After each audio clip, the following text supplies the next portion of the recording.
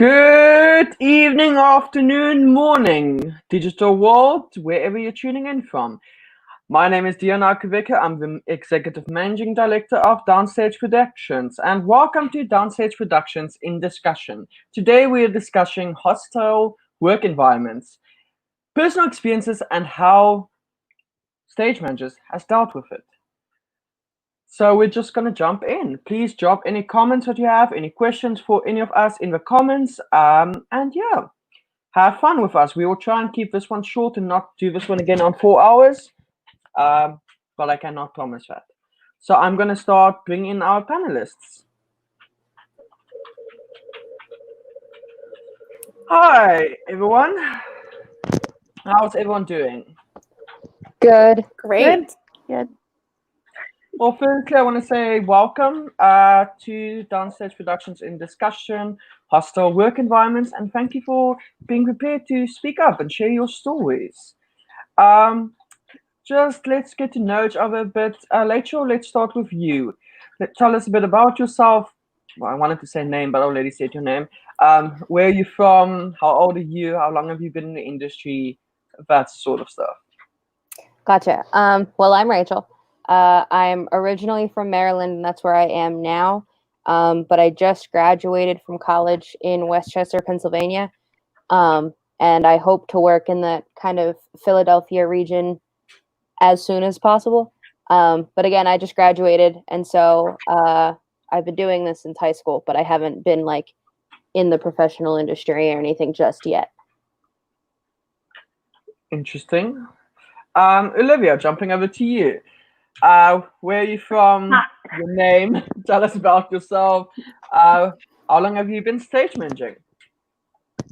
Hi, my name is Olivia. I also just graduated from college this June. I'm 22 years old. I started stage managing my freshman year of college accidentally. And then I interned at some companies in Chicago. I've worked professionally a little bit in Chicago. And I hope to return to professional stage management in Chicago when it's safe to do so. When it's safe to do so, those words. Monique, over to you. Hi, I'm Monique. I'm an early career stage manager. I grew up in Connecticut. I am normally based in New York City, but found myself, as we all are, unemployed with COVID-19. So I'm back in Connecticut. I graduated 2 years ago. I have experience working both in some smaller professional theaters in New York City and in regional theater. So that's predominantly my background currently. The plan is to move back to New York and continue working when it is safe to do so. Let's hope that soon. Over to you, Morgan. Hello, everyone. I'm Morgan. I'm 30. I have been working professionally as a stage manager for about 15 years and was doing it beforehand without knowing that that's actually what stage management is. I am New York City based and continue to be New York City based and as long as I can. Oh, there's a mixed combination here. So about myself, I have been professionally stage managing for 8 years. I've been in the industry for 11 years. I started in the industry when I was 14. Did my first, yeah, that's enough for me.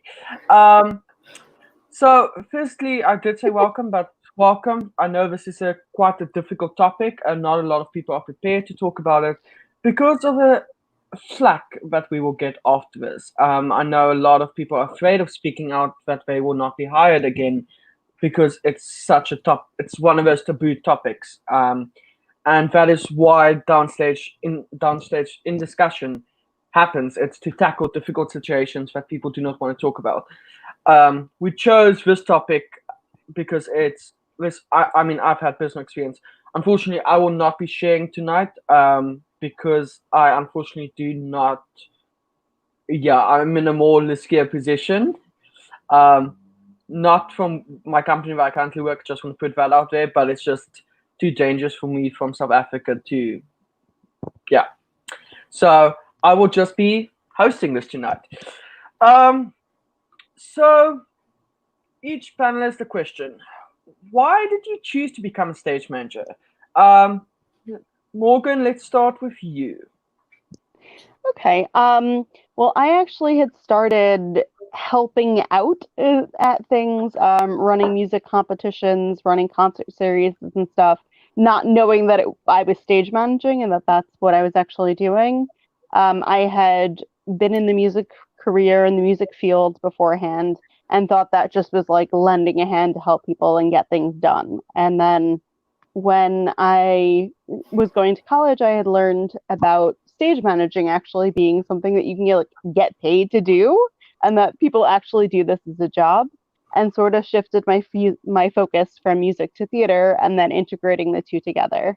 But it just seemed like the right thing for me to be doing. It seemed like the right fit because I just sort of love helping things happen and then watching the show kind of unfold and doing all the little intricacies that it takes to make the show happen and let it run.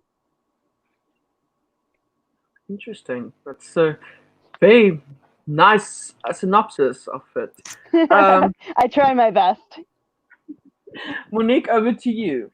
I'm pronouncing it correct. Your name. Yes, Okay. you are. I, similar, I think, to a few other folks here, started stage managing at 14, 15 without really understanding what it was. I went to a performing arts high school where, you know, if you didn't get cast in something, they were like, you could stage manage this thing instead. And I was like, cool. But, you know, in high school, it's a very secretarial job. You're, you know, 14, 16, and your director is a faculty director, sometimes double, triple your age. So when I went to college, I very much was like, I am not a stage manager. I do not stage manage. That is not what I want to do. Lo and behold, I got to college and realized, oh yeah, it is, because I find professional stage management to be much more collaborative and artistically fulfilling, especially if you're working with people who see you as an artistic collaborator. So halfway through college, I switched directly into the stage management training program at my university, graduated with a BFA in drama with a focus in stage management, and have been stage managing ever since. So, yeah, from school, basically. Wow. Okay. Olivia. Somewhat similarly. Yeah, I came to college and I was like, I'm an actor.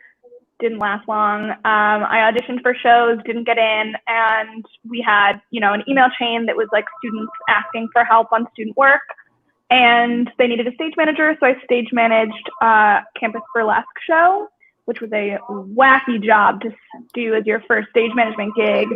A lot of light cues, a lot of sound cues, a lot of like dangerous things from people wanting to do like really bold burlesque. And I had so much fun, like being in charge, bringing together a lot of moving pieces, and like getting that fulfillment that Morgan and Monique were both describing. Completely switched gears and did a TYA devised production for children on the autism spectrum next, which was like a jump to make. And after those two shows, I was like, this is exactly what I want to do, and do a lot of different shows. And it was a BA program, so we didn't have a concentration, but I stage managed a show every single quarter until I graduated. So. That's every quarter. So that's what? How many years did you study? 4 years. 4 years. I did a show every quarter. I did 16 shows in college, something like that. That's a decent amount. Yeah, I had a very, very condensed stage management education. But still, that's a very decent amount, especially just in college. Wow. Yeah. Rachel, over to you. Yeah, so like the others, I kind of also fell into stage management a bit. I come from a BA program as well, and so they kind of get you to try to do a little bit of everything and maybe find a focus, maybe not. I'm one of the people who kind of didn't, but now wants to stage manage. I started off being a musical theater concentration, and then got into technical theater when I wasn't getting into shows, but still wanted to be involved. And I realized, I knew from a young age, I was like, oh, I really like paperwork. I really like spreadsheets. And my friends called me weird. And that ended up helping a lot. And so I fell into some ASM roles, and was like, I don't know if I want to keep doing this. And so then I stopped and did some other stuff for a little bit. And then I was in a production of Antigone, and the stage manager who was my stage manager when I assisted, just did so well. And I was like, man, I miss this. And then I had also been in with stage managers who weren't so effective. And I was getting a communications minor at the time. And I think communication is so incredibly important.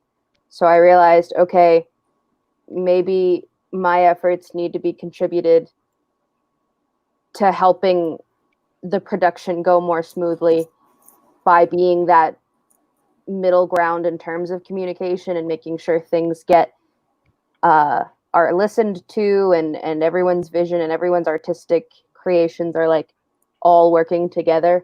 So then I decided to go back into it, and then went from there. So it seems everyone kind of fell into stage management. It's interesting. It's good. It's interesting. It's just I mean I also actually kind of fell into it, but it's interesting hearing so many people fell into it. I mean I didn't grow up going I want to be a stage manager. I wanted to be IT or a chef actually. So that's really interesting. And Well, there's so little knowledge when you're young about what we do. I mean, you can be an actor, you can do musical theater or dance, but to figure out, I find, to figure out what stage management is, it's something that you learn more about as you get later in high school, maybe college. I have friends who never had a stage manager at their high schools, and they, as the sound designer, were press and go on all of their cues because that was the infrastructure of their program. So I find it's so great in this digital age that we're also like getting the word out about what we do. So maybe some younger folks will figure out that this might be their path. I actually went back to my junior high school and high school and helped educate them a little bit about what stage managers do, because I was in junior high school helping run the NYSSMA, the New York State School of Music Association Festival for Southern Brooklyn, and I had no idea that this was actually like what stage managers and festival managers do. I thought I was just, okay, I have a walkie-talkie, let's get this thing done. And I think if more people knew sooner, they might be able to actually choose this path. Because I'll tell you, I was 11 running around with a walkie-talkie having no idea what I was doing. Actual job that I can get paid to do. I was acting all through high school, and it was like not exactly what I wanted to do, but I knew that I wanted to do theater professionally, and I just didn't have a frame of reference for anything else that I could be doing. And in everything else in my life, I was taking on like manager type roles, and I just didn't know that it existed in what I wanted to do professionally until I got to college. No, I mean, I was the head of a technical team, and for me, it was also I was pressing buttons and I was telling like the lights to go on or when to switch on the AV, but it was never I was the head of a technical team, so it was my job. Like, and then I found out it's stage management. I was like, okay, so this exists. But actually, yeah, I also when I started training, my teacher, my lecturer, I hope he's watching. I don't know if he is watching. But he's moved to Australia now. My drama teacher, he basically brought me in on his show to do technical and stuff. And after I graduated high school, he called me back and he's like, "Let's have a coffee, let's chat. How do you do this now? Actually, like in that world." And I went like, "Okay, well, you need a stage manager. You need a stage manager." And I remember that was my only words were like, "You need a stage manager." Well, I mean, stage management does have its perks. It's not all that horrible. I mean, we are going to go into some probably pretty deep, horrible things. But it's not. We're not doing that to say that how bad stage management is or how no one should do it. We are merely doing it to say to everyone, listen, this is what's happening within the industry. Step back and take a look at your stage managers and make sure they're okay and make sure and the whole technical team, not just the stage managers, but make sure they are okay. They are dealing with what they need to. And that is why we chose this topic also. And then this other thing is hoping that, not hoping, sorry, that's a horrible word, but if someone is in that same position perhaps from one of your stories, and it could give them some advice, especially a young upcoming stage manager who's still in training, who doesn't know, yes, I can say actually no, or I can stand up. And it's important to know that you can stand up. I mean, with us, it's a bit difficult because we don't have unions and that sort of stuff. When the US, some of you do have unions. I don't know who is unionized here actually. Oh, I'm not. No. Oh, okay. On the road. It's just there's showcase codes which are part of the union to get approved by a production, but you don't have to be in the union to be working those productions. Oh yes, I think you all have told me that stories before. But in a way, you have a kind. I don't know. I might be wrong by saying this. But I mean, in South Africa, we can't just say stuff. We don't have someone to back us. Mm. I don't know if that's the same in the US. I know because of there is unions, it's a bit more not structured, but it's a bit more. There is someone to back you. There's someone to support you. Where in South Africa, as a stage manager, you're alone. It's you. It's you against the whole world. When everything comes crashing down and everyone's yelling at you, you're the only person. There's no one that you can go to and go like, "I'm being yelled at. Please come help." And I mean, yeah. With that all said, I think let's get the actual discussion started. Firstly, I want to ask, what does the word hostile work environment mean to you? You can discuss it amongst yourselves and not, yeah. I can start. I think it can mean a lot of different things, and it can mean different things for different people.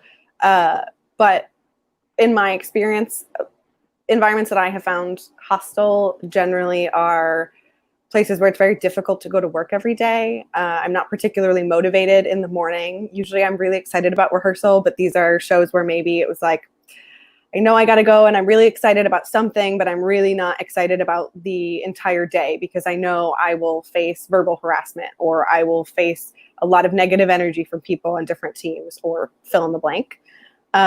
I'm very fortunate that I have not experienced physical harassment or hostility or sexual harassment at work, but I have certainly experienced emotional abuse, gaslighting, definitely. So I think it can mean a lot of different things, but for me, it's an environment where it's really difficult to go to work because there's some part of the environment that is standing in the way of you doing your best work. I mean, yeah, when I definitely. similarly No, when you I think go. about a hostile work environment, thank you. I think about environments where I feel like I have a complete lack of power and I feel like I don't have a space to go to the people who are supposed to serve as my resources, like you were talking about earlier, of having someone who is a support system. And the environments in which I've felt were hostile work environments were when I felt abandoned by my supervisors, the people who were above me, who I was supposed to be able to report to, that either I had done so and it had been dismissed or I wasn't able to do so. So I think it is really linked to like a complete lack of power and a complete lack of a voice. Kind of along those lines, I think there's some sort of power struggle that is the root of a lot of hostile work environments. And for me, it wasn't necessarily like I felt a lack of power. It was like someone else or other people, if it's more than one, like felt this need to be more powerful and therefore made things worse. And again, it's combined with that and communication issues. Hence, I wanted to get into this, where, you know, people either don't know where their job description starts and ends, and that creates a power struggle and then miscommunication, or just things aren't being communicated effectively. All of that coming together, you know, creates this sense of not feeling safe, not only just as a person, but as an artist, and a combination of both to be able to, you know, make whatever show this is happen. And even if only one person feels that, it's something's up. Yeah, I think I'm pretty much going to be echoing what the three fellow ladies say. It's basically just something in your environment that makes the energy very uncomfortable, makes you dread going in, makes you feel like you can't speak up, you can't do your job as effectively as maybe you could if that person or that energy or that factor wasn't there. The butting heads, the, you know, tension in the air, any of those aspects can make a production extremely uncomfortable and extremely hostile or unhealthy. It's I mean, you all basically said the same thing, but I was expecting a word which I didn't hear now, and I was expecting someone to say it's a toxic environment, or there's toxic elements, which is a lot associated with the word hostile, especially in the work environment. And I was expecting to hear that word, but none of you actually said, which is quite interesting. But you all say basically the same thing. It's the fear of, you don't know if you actually really want to do that day. You don't have a joy of, if you don't really want to get up and go do it, because you don't know what's waiting for you today again. And I think that actually in a way makes us lose our passion slowly but surely over time, the more we are exposed to that, which is the worst, I think. Are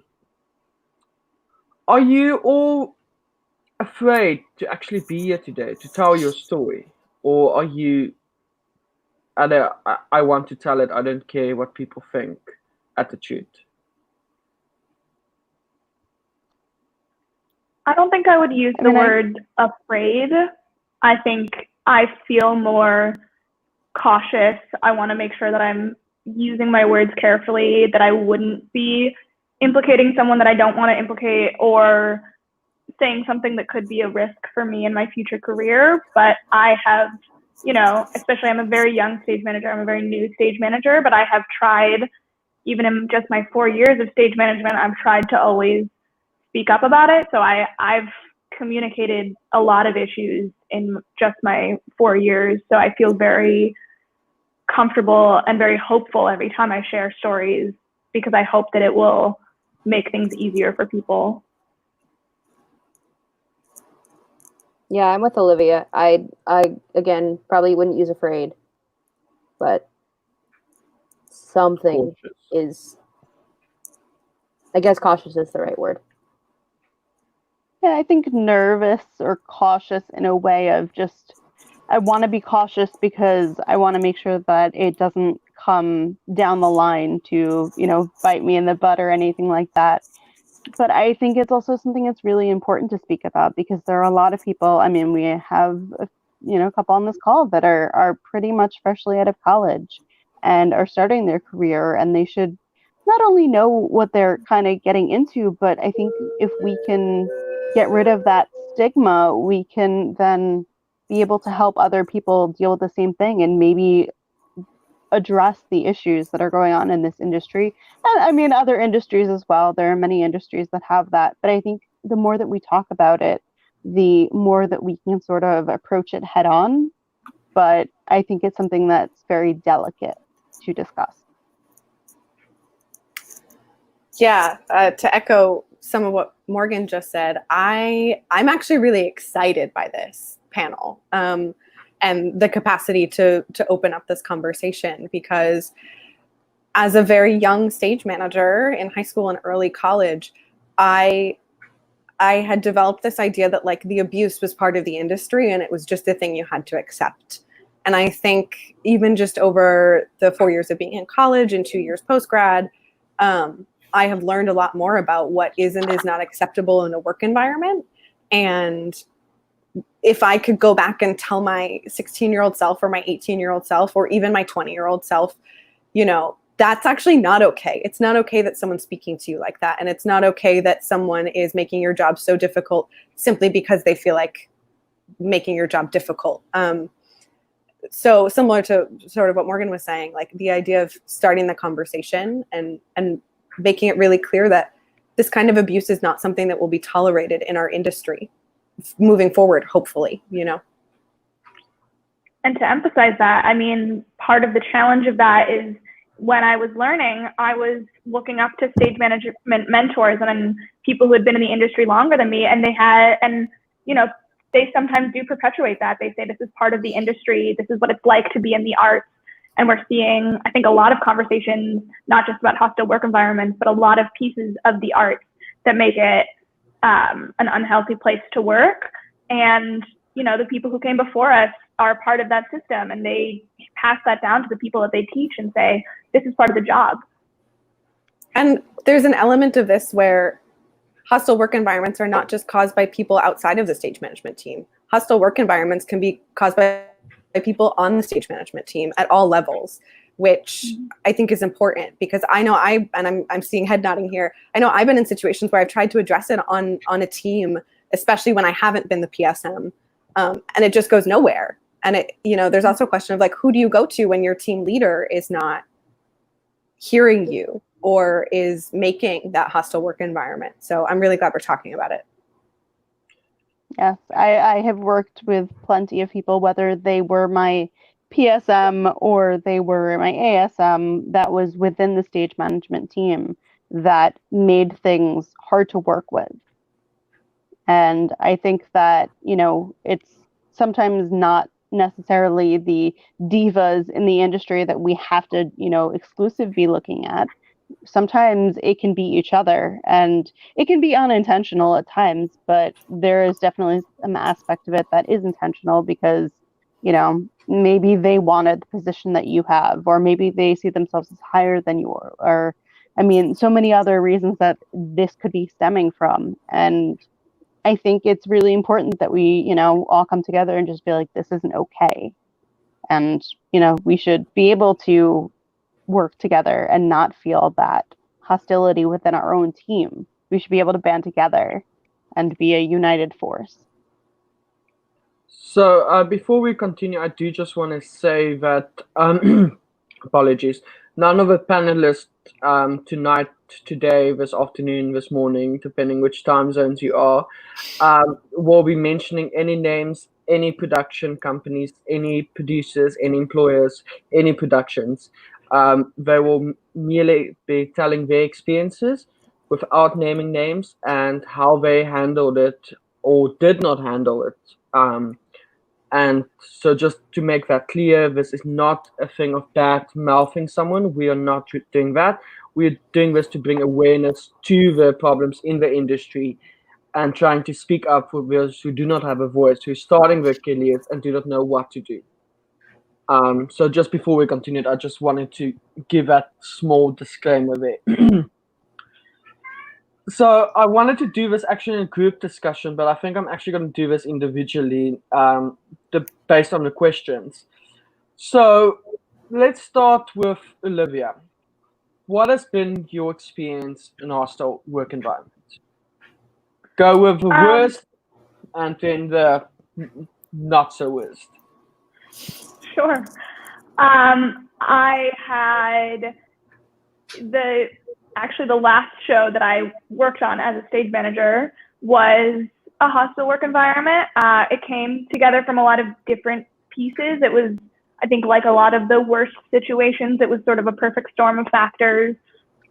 We lost our original director part of the way through the design process.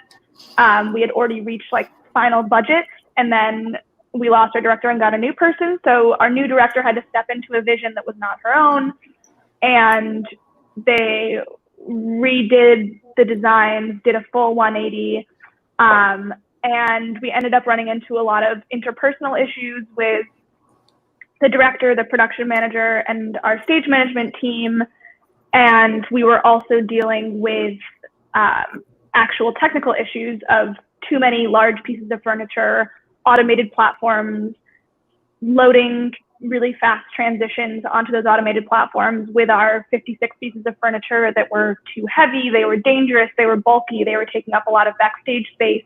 Our actors weren't safe, our crew, who were a bunch of 18-year-olds who were paying for this opportunity, they were in unsafe situations, and we as a stage management team were in unsafe situations.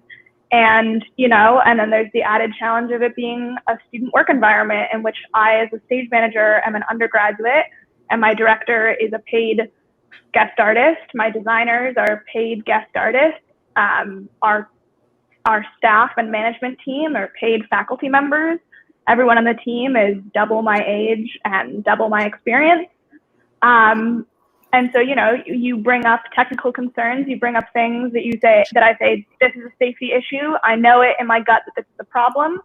And people say, you're inexperienced, you're new, you're worried.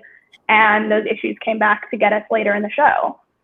And so it was challenging because the root of a lot of the issues were a lack of trust and a lack of faith in my work and a dynamic of sort of I was paying for this opportunity, but I was in a leadership position, which is a challenging position to be in because you have a lack of power in a role that inherently needs significantly more power. But I've also had fantastic work environments at school. I had fantastic professional working environments with people who served as real mentors and who taught me a lot and gave me responsibility, but they were also helping me and they were helping me grow. So yeah, I've had it all, but I've had shows where I finished and I said, I don't think I want to do stage management professionally. And then I took a break and then I went back. Yeah, it can be difficult, especially as a young generation. I'm using that word, but as an upcoming stage manager, also a young stage manager. I mean, when we did the Meet the Team series, I did a whole section on just young stage managers for the whole thing of what they experience. And it's very familiar what you said, that, also being young, in a way, people undermine you. They won't listen to you because you are young. Yeah. Which, even though you are in this leadership role and people are supposed to listen to you, but because of your age, and I do actually want to ask this. I want to ask this to all of you. Is it in a way also, before you tell your other stories and stuff, is it in a way, do you think it's because you're a female also? Yeah, I was just going to emphasize that as well. I mean, I'm 5'3". I've got little baby cheeks. I'm a woman. I'm very small. I look like I cannot lift as much as I can. And that's a huge challenge. I look like a child. I've looked younger than I am my whole life. So I also carry myself as someone who is very young, and like, that's something for me to work on. And it's also something for people to work on when they see me as a petite woman who they might guess is, I'm regularly asked if I'm over 18, and I'm 22 years old. And that was a huge challenge. My run crew was all 18-year-old boys, and they were regularly baffled by how much I could lift, by treating me as a person in a position of power. They were regularly surprised. And when older male staff members were teaching us about automation, they would look at my male, I was the assistant stage manager, they would look at my male stage manager and they would tell him how it worked. And I would say, I'm the ASM, I'm working backstage, I'm the one who needs to know how this automation runs. Yeah, it was a challenge. But in that scenario, my production manager was a woman, my director was a woman, so it was, it didn't play as significant a role as it has played in other hostile work environments, in which it was clear that not to stereotype, but an older white man was in power and very clearly did not see me as a person with any say in the room. So sometimes it does, sometimes it doesn't. Yeah. I wish in that instance I can just apologize for all the male industry professionals. Yeah, it's terrible to hear that, especially, and we discussed this also the other day.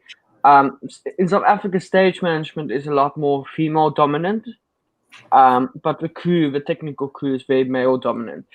But it's still, I mean, it shouldn't be this time. I mean, this 2020, this shouldn't still be happening. We are not still living in the ages where a woman cannot pick up something because she's a woman. It shouldn't be like that. Following up on your experience, did you tell your managers that you were unhappy, or did you just leave it, and how did you handle it? How did you cope it? Sure. I was also lucky that my stage manager, he was also a student. We were very good friends, which really helped because the two of us would walk home together and we'd talk about the day and we could sort of confirm for each other. And that helps prevent gaslighting, in that we had someone who was there who was like, I saw that happen to you. I saw your director yell at you when you said the crew needed to get there before the cast so that they could do pre-rehearsal work, so that they could have time before the 10 out of 12. So that was really helpful to have. And so, yeah, I went to my production manager multiple times. I have a string of email receipts of me saying in no uncertain terms, I think these logistical safety and timing issues are a problem. I think my crew is in danger. I think the cast is in danger. And I have email receipts of her saying, you're being too cautious, you're being too nervous. Let's just see how it plays out, was a lot of the feedback that I got from my production manager. So once we headed into performances and before we closed, I started compiling a list of notes, a list of emails, text messages from cast members who had concerns when they brought them to us, and we unfortunately couldn't fix their issues. All we could say was, we agree with you and we know that you're right and we're trying. So, I compiled a lot of evidence, and I contacted the head of our theater department. I contacted the head of our producing company at our school, and it was implied that faculty would lead a postmortem for the show. And then after our show closed, I didn't hear any follow-up. So I had to do a lot of the legwork of saying, like, we need to have a discussion. These are the people who we need to have in the room. I was also very lucky that our stage management track, we have a mentor who just is willing to do so much work for us and our safety and our development. So I did manage to get faculty and higher management together into a meeting, and my stage manager and I just showed up like we were in a courtroom. We had manila folders of evidence and a list of notes that I have open on my computer, the Google document open on my computer right now. And we went line item by line item of the things that we were worried about and the things that had happened. And it was mostly to leave a record. I knew that we wouldn't have a huge effect on the way that theater runs at our school, but I needed them to hear it. And we did have some new upper management hires, so people who were more willing to make change. And so the follow-up that came out of it was more details in the contract of having outside hires as directors, and more information about how you can treat undergraduate cast members and undergraduate stage management teams. And I was lucky enough to be a part of that conversation about what things need to be in place for people who are guests in an undergraduate environment.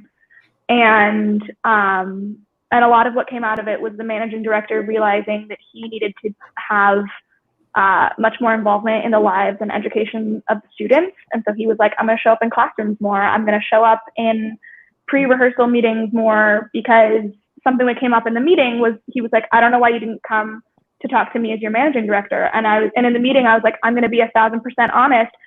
Up until this moment right now, I didn't know what a managing director was as a stage manager.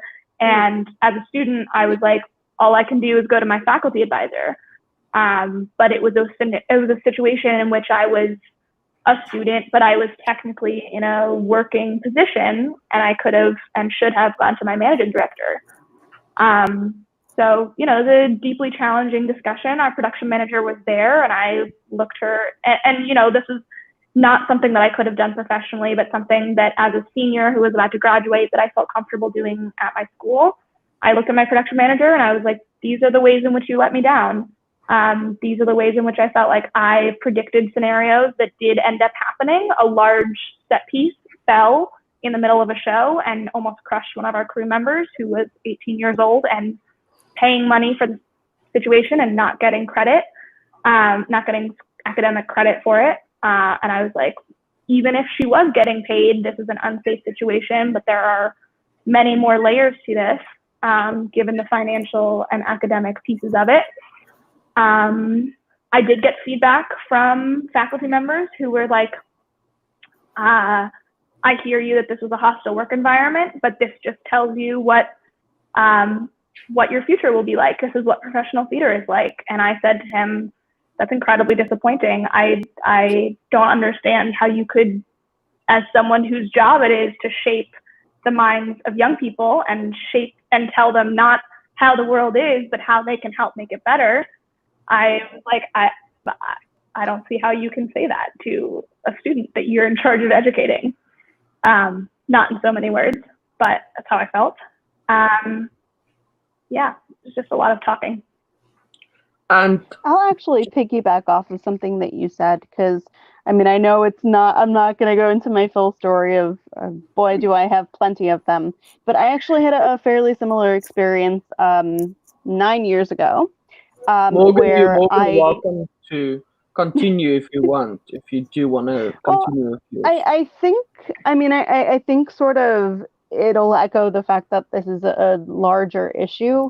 I had a production that I was working that was an extremely unhealthy work environment in general. I mean, all of our production meetings were, basically me standing there in the middle of people breaking up fights and screaming matches. And it was not a very good team that worked well with each other. Our production manager, our TDs, the designers, everybody kind of got at each other's throats. And I feel like some of the focus of things kind of shifted to that instead of other things. And we had an issue with our performance space. So we had to switch performance spaces that we were loading into, and we were using an adapted former ballet studio as a black box. And I had, as soon as we moved into the space and we're looking at things, we did a walkthrough and I had a list of things and I'm like, this is unsafe, like this is not safe. And I started documenting then as soon as we went in and I was told, oh, it'll be fine. And I'm like, I have a bad feeling about this. And I kept publishing in my rehearsal reports, my performance reports, like the tech, everything saying, this is an unhealthy environment, please fix this. Nothing got fixed. Well, we go to closing night of our show and I sustain a concussion pre-show because of some of the things that I had notated in my report saying were an unsafe environment, including using the booth as a dressing room, which I did not think was okay and not fair. But it was a series of three blows to my head right before the show, and we're trained in theater. Stage, show must go on. So show went on. And I started losing my vision as I was calling the show. I was the PSM of the production. And fortunately, I had a wonderful ASM on that production because everything that I usually would be reminding her of, since it was one of our last shows, because we were supposed to have more, but it ended up being our closing night. She ran with it. Most of the cues, my board ops knew approximately where I knew most of it from memory. So kept going, I don't remember what number it is, but lights go, and kind of just did it all because I had no vision. And after the production, I had said, I told you guys that this was unsafe. Nothing, there's long documents, there's emails, there's reports, there's all of this stuff proving that this was unsafe. And I told you that something was going to happen, and unfortunately, something happened to me. I'd rather it happen to me than my cast, because I hate the idea of somebody else getting hurt. But the fact that I should have not continued calling the show and gone to a hospital, but I waited till our show was closed before I would go get seen. But just the fact that I then sustained a concussion that, affected me still to this day. I still have, plenty of symptoms that are from that concussion. But if anybody had listened to me, then maybe that that thing wouldn't have happened. And it's pretty bad when they look at it and they go, oh, well, we know better than you, or, oh, it's not important, or, oh, we'll get to it eventually. There are instances, theater is extremely deadly. Theater is a very risky, very dangerous job when things are not done right. And a stage manager partly is there to make sure that it gets done as close to right as possible so that nobody gets hurt. We're there to make sure that safety is in place. We have, things like glow tape and, guide lights to protect people. And it's pretty bad when we can't even protect ourselves. And, they kind of said the same thing of like, oh, we'll talk about it after the fact. Well, after the fact, I was in the hospital and, my ASM stepped in and she said, this is all of the notes, this is the reports, this is what happened. And this should not have happened. And we could have prevented this. And people's egos got ahead of them. And unfortunately, it did happen. But all because of people not paying attention to being warned, not listening to someone saying, this is a safety issue, because you don't take me seriously. And I don't think that was because of me being a woman. I think that partly was, oh, we've been in the industry longer than you.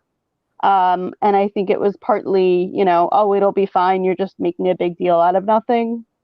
but it clearly wasn't nothing.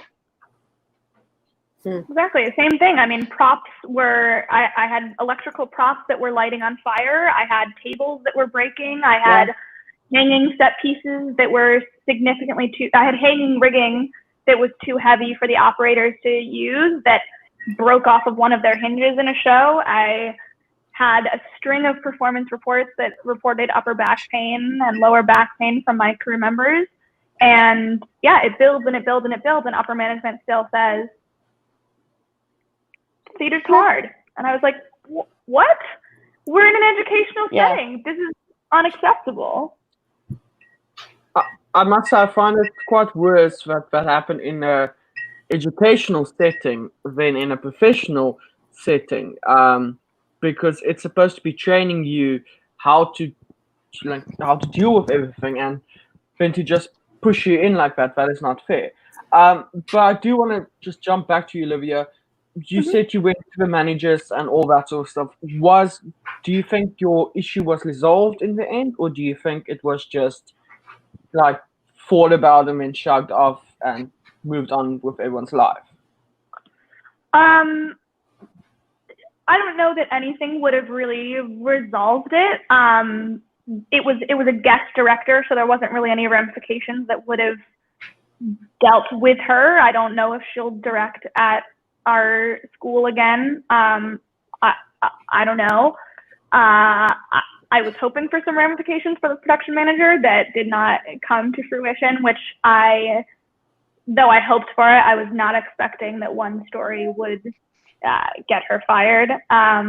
So I don't know that I would say resolved, but I am happy with what I did. I think the thing that was more important to me, in the same way of other times that I've reported issues in the theater, it hasn't been that I was expecting some great change would take place. I've reported directors and reported unsafe environments in the hope that if somewhere down the line something worse happens, or if they have multiple reportings, that there'll be something in the archives that says people have been reporting this for years from this person, which, you know, comes from an understanding of like issues of sexual assault, where somebody goes to court about an abuser, and then a bunch of other people come forward, and the court says like, well, it's suspicious that all these people came forward right now. And so I wanted something that said like 5-10 years ago, somebody was saying this person is unsafe, or this system, this practice is dangerous, and we didn't listen to them. So in the end, it was technically not resolved, and all your effort was for nothing. Not for nothing. But no, not nothing, but you know, you tried your best, and that didn't make a change. It instantly, and I don't mean that with a snap of a finger everything needed to be changed, but you would expect, especially, I mean, like the stage manager, I like that part very much, with the files and everything documented, obviously stage management vibe, but coming forward with all of that, it's not just sitting across the table and going, this is what happened. This is my word against their word. It was actual physical evidence, and with that just also not actually being action out, that makes it worse for me in a way, because I mean, not that a face-to-face won't be worse, but actually having the evidence, it's just, yeah. Well, I think it's sort of two parts, because there's, you know, are you personally resolved with the situation, and was there action taken to resolve the lack of safety in the environment? And I find that as a stage manager, I feel like my job is to communicate. And Olivia, you communicated up and down, and you know, and that was my goal. Yeah, and you know, you did your best to communicate that unsafe working environment to your organization, to your production manager, to anyone who would listen. And Morgan, same with you. And you did your best for yourself and for your actors and for your company. And I think in that way, like for me, that has a lot to do with what I take away from the situation, because I'm not going to wear that. I'm not going to take it home with me if I feel like I've done my best to communicate. However, you're right that there's also an element of like the safety wasn't addressed, which is a huge issue. And the lack of safety could have been shifted and created a safe working environment. But because it was ignored, that's what created the hostile work environment. I think Yeah. it's a. And you It's know, hard. it was it was frustrating and it was disappointing to not get larger change. But like you're saying, Monique, I went into that meeting with 5 adults and one other person who was my age, all of the adults 30 to 40 years older than me. And they interrupted it, and most of the men, they interrupted me, they yelled at me, they said different things. And I was there being calm, cool, collected with a stack of evidence. And I was like, you know what? Anything could come out of this, but I was amazing in that meeting. So like, that's what matters. I'm going to go keep stage managing. Yeah. And props to you. I'm very glad that you stood up, and even though it maybe wasn't as successful as you wanted it to be, but you actually did take a stance. I'm very glad, therefore. Let's jump over to Monique. Tell us your experience. Yeah, I'll sort of shift a little bit into interpersonal hostility. A smaller example that sort of goes along with what some people are saying, and this is actually a story of a lighting designer friend of mine, but this lighting designer friend of mine was at a final room run of a show that they were designing. So they're there to watch the show and observe and think about their design. And there was real glass on stage in the show, and it broke a wine glass or a glass of some kind. And this student stage manager, which I think is going to point a little bit to also what Olivia went through, this student stage manager didn't say anything. And this friend of mine actually called hold. And this lighting designer said, hold, time out, we need to pause, we need to clean up this glass. Because I think it's difficult in the educational setting. You're right in this line of student and manager. And a lot of times I have found, not quite as empowered as, say, a professional stage manager to say, in a professional room, it's like, no, question, stop, hold, we're going to clean this up, we're going to get this out of here, and then we will resume. So that's just a small scale example, I would say, of, maybe it's not hostility, but I think it's that's a bar in the way of a stage manager like fully being able to do their job, which I think is why I struggled, especially as an early stage manager, with stage management, because I felt like I wasn't empowered to make the calls that needed to be made safety wise, calling a hold or bringing up a question because I was 16 or 18 or 20.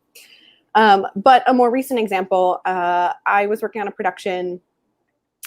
I was the non-equity ASM. I work a lot in equity theaters as a non-equity ASM or PA. So we're following union rules, and I get the benefit of the union rules, though I am not yet a union member.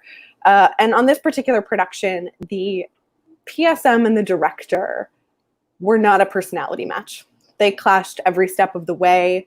The director had a particularly somewhat sharp way of communicating a lot, very blunt. And there was just never, they never really met. They couldn't figure out where their common ground was, the PSM and the director. So that made it just a very difficult situation in general, because the PSM felt like they couldn't even speak up to their director in rehearsal and say, well, that's a safety concern, because the director would just shut them down. And there's validity on both sides. I mean, safety is a huge thing, but some directors also want to get through a first pass of their staging before really looking at the logistics. And as a stage manager, you want to say, but the wall can't accommodate that because it's going to hit their head.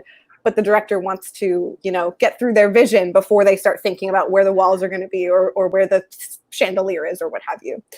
So that in and of itself was creating a hostile environment, and made it, the PSM was having a really difficult time just because it was such a difficult relationship to grapple with.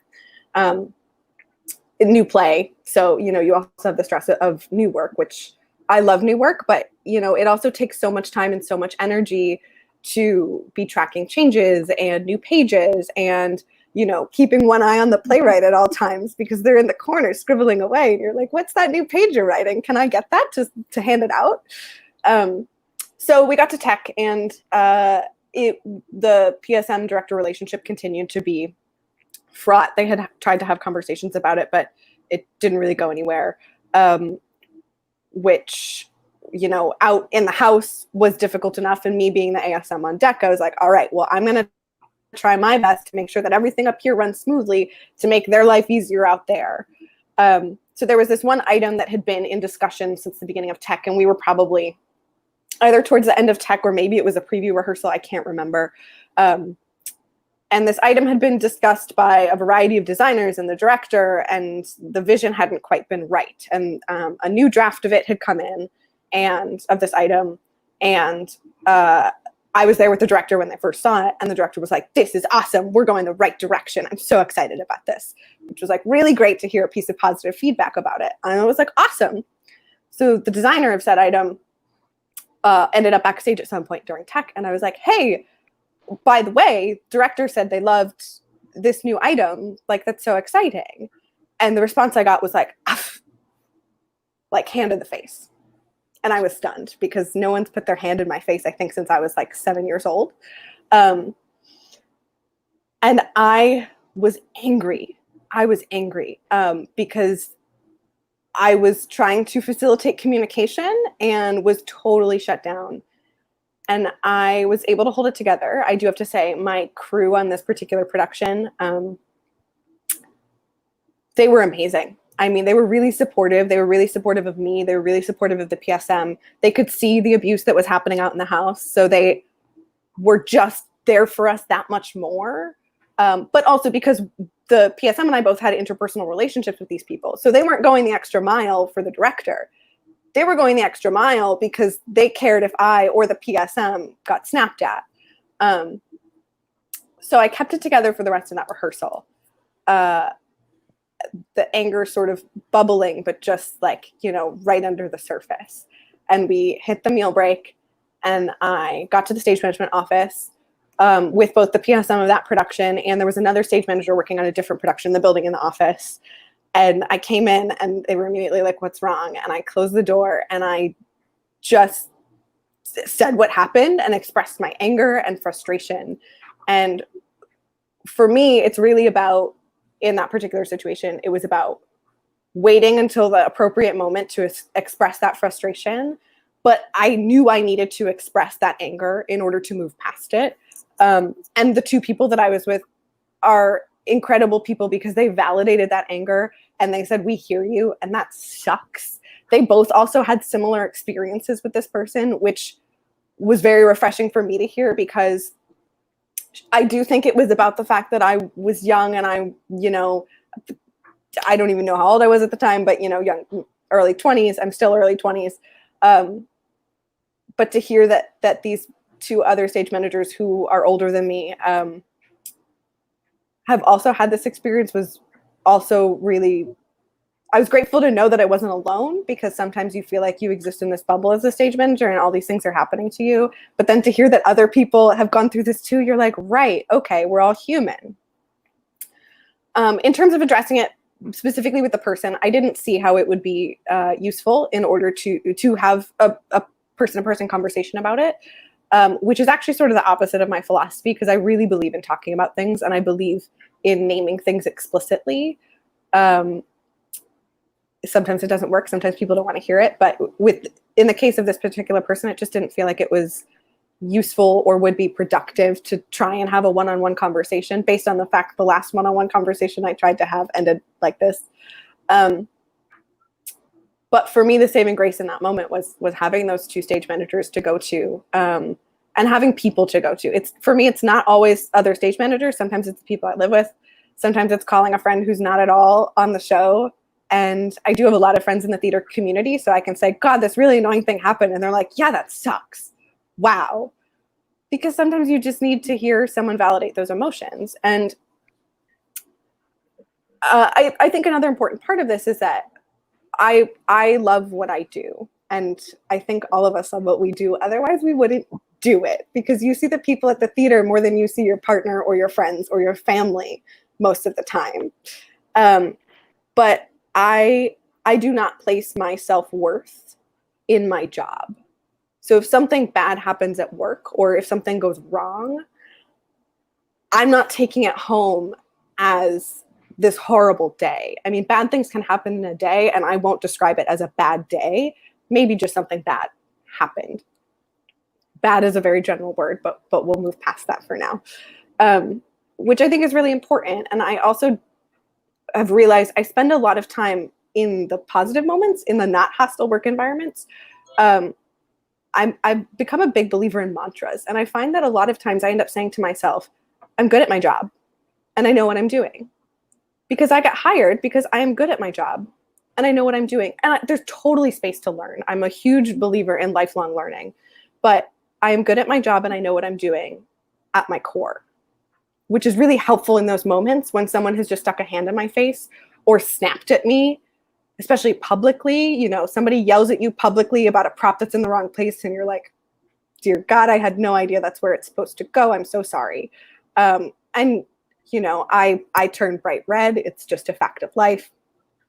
But to have that in my back pocket from the good times of saying I'm good at my job and I know what I'm doing, in those moments where it feels like I'm under attack in some way, shape, or form, I find that to be very useful. So back to this incident with this particular person, there wasn't a direct address, but those two people I did discuss it with were my direct supervisors for all intents and purposes. I told the PSM it wasn't something that I needed to file a formal complaint about in any way, shape, or form. Having expressed my anger to both of them, I was able to, open the door, go eat dinner, move past it. By voicing it and validating those emotions, I was able to move forward. So I didn't find that I needed anything else to happen, any particular action. But that's just one lovely example of an interpersonal hostility. And if I may, I just want to emphasize something that you said earlier of I think something that is so helpful for the times when this job does become hostile and does become incredibly overwhelming, which it can, and often does, is that sense of community and having someone. And I've always found that that's often the stage management team that you're working with. But I mean, in particularly stressful situations like on this show that I was describing, it was vividly apparent to the entire cast and crew what was going on. And the cast and the crew were the only undergraduates on this show. We were so close. The cast loved us. We loved them. Everybody knew that we were doing everything that we possibly could for each other and that we were that community. And I had my crew members. They were all freshmen. I was a senior. They were at my beck and call. They were there. They were like, what can we do for you? They could see me losing my mind. And they were like, we are 100% here for you. And when my director is screaming in my face with the entire production staff around us, and she's screaming at me, and my stage manager can see my hands below her vision, and I'm about to snap a pencil in half, and she walked out, and my stage manager was like, not yet, not yet, not yet. She got out the door, and he was like, okay. And I was just like, ah. But it's having someone who just looks at you and is like, I see your experience, and it's true, is huge. Yeah. And I think it's also a testament to your interpersonal relationships. You cultivated those relationships with your 18-year-old crew members so that they were there and they were like, what can we do? I know everything's, can we swear on this? Preferably not. Okay. I know everything's going terribly wrong, but I want to be there to make your life easier versus, if they walked in and you were like, you're a bunch of 18-year-olds, you can't help me. That it would have been a different story. So, I mean, so much of stage management and part of why I got into this and part of why I love what we do is the people you get to meet. And that's what is so hard for me about this new digital theater world that we're in is I love being in a room with people, which is very different when you're in a digital space with people. So yeah, I mean, the interpersonal relationships can both make and break a hostile work environment for sure. So I actually want to just add to that.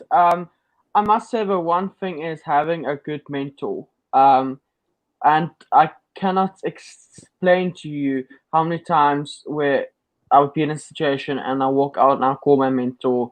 And I mean, because we're still in contact now, we're like, I can't do this anymore. This is just too much. And she'll go no, you can. Breathe, take a cigarette and go back in.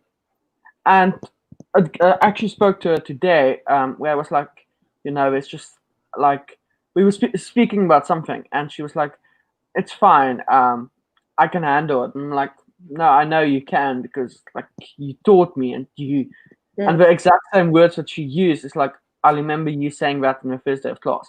But also, Monique, just to add to your story, so I worked on a production where there was also a big fight, argument between the creative team, and that spilled over to the stage management and production team.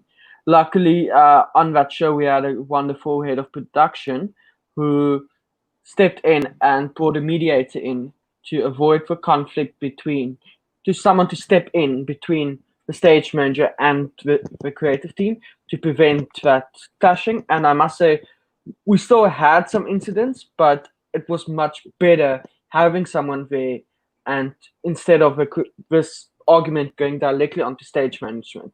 So it does help, maybe just getting another opinion or something like that. And I must say, if it wasn't for the head of production for that production, I don't think any of us would have made it. We were on the point of having nervous breakdowns and anxiety attacks. Well, and I also think there's an element of the more people understand what stage managers do and how we want to be artistic collaborators, I'm not there to get in the way of your vision. I'm not there to say that's unsafe about everything, even when it's not. I'm there to make sure everyone's safe and say that's unsafe when someone is unsafe. But I want to make the best production we can possibly have. And I find going into collaborations with designers, a lot of times designers either get it or they're like, why are you asking me about what that cue does? I don't understand why you need to know what that light cue does. It just call the cue where I told you to call the cue. And it's like, well, I can help with your vision if you tell me what that cue is doing. So I can help time it, because I know this actor, having spent 6 weeks with them, is going to be a little different every night. So you might want me to call it on this word tonight, but on third preview, you're going to learn that it needs to be flexible. So I feel like the more people understand what we do and our collaborations, and not every stage manager thinks that stage management is a collaboration, which is a whole other discussion. But it is what I believe it is. Which again, this language that I'm using is going back to my mentor in college and how they teach stage management. Yeah, that's the end of my thought. I really think something else that I think is really important that Monique said is talking about, I don't take it home with me if I know that I communicated it as well as I could. And I know that the people who were behind me understood where I was coming from, even if there wasn't a solution to the problem. And that's something that I'm still trying to wrap my head around, is just the fact that while yes, you do have the control in the sense of communicating all of this information to everybody, not everybody's going to listen to that information, and that is no longer in your control. And I'm a control freak, so it gets in my way a lot. The number of times I'd sit there and be like, I said this 4 times, and yet it's still what it's got to be me. It's got to be something I'm saying, and it's no. So especially in hostile work environments, I think that that's so important to think about as somebody who's still trying to figure that part out. Yeah, I also want to touch on another thing that Monique was saying about that we as stage managers also want this to be a successful show. We don't find joy in being this is unsafe, this is unsafe. And I feel also this ties into that conversation of fight call and intimacy call, and people learning that these are structures that can make our theater work better and not limit it. And I think that's a fundamental misunderstanding about that, is that I'm a huge proponent of being very careful about our intimacy work. And so people are you don't want to do risky theater, you don't want to do bold theater, you don't want it to be challenging. And I'm it's only going to be better if we do it safely. And people are you don't want to do graphically disturbing scenes with intimacy. And I'm I do. I just want someone who's an expert at that to make it really good. And people are you don't want to use big machinery and flashy things and lots of furniture. I'm like, I do. I just want to do it well and safely. And people are like, and it's sort of that whole like snowflake conversation of like, gosh, like you're so bothered by everything. And I'm like, I just want us to make like really high quality art and do it well. I'm sorry if that offends you. I actually, another show that it was another show that was a complete mess more recently. I mean, within our stage management team, there were 3 of us and we were butting heads. Communication was not there. I mean, the actors would ask me a question and I'd follow it to the PS. I'm on headset and no one else would be on headset, or they wouldn't provide me with the information to give to my actors, or they told me one thing and then the other was actually true. But we also we had an actor even that was like, why do I need to be in this fight call? Like, you know, there are there was 3 people we called for fight call, but 2 of them were quite literally wrestling each other and the third was standing across the room. And she kept not coming in for fight call, and, you know, it became this bigger thing and she didn't even make it for regular call. And we kind of had to sit down her and be like, you have a gun pointed at you.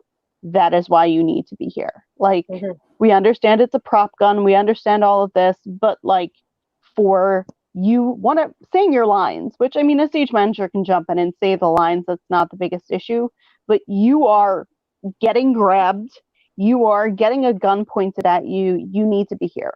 And, you know, you can only communicate so much if somebody is not willing to do it. And that communication needs to be there, but we also need to be able to collaborate with each other and respect what each other says. Jumping back briefly to what Olivia said a second ago, and Morgan, that's so important.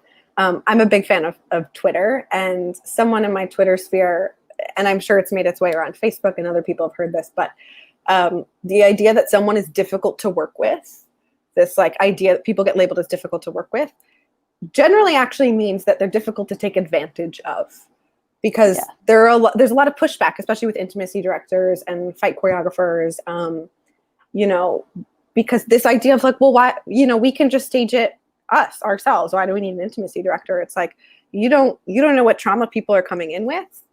And I don't want anybody leaving that room with trauma from this experience. But we're telling you, you can't take advantage of our actors by putting them through that, or stage managers. I mean, observing continually sexually violent scenes or just violent scenes in general, that also takes a toll on the team.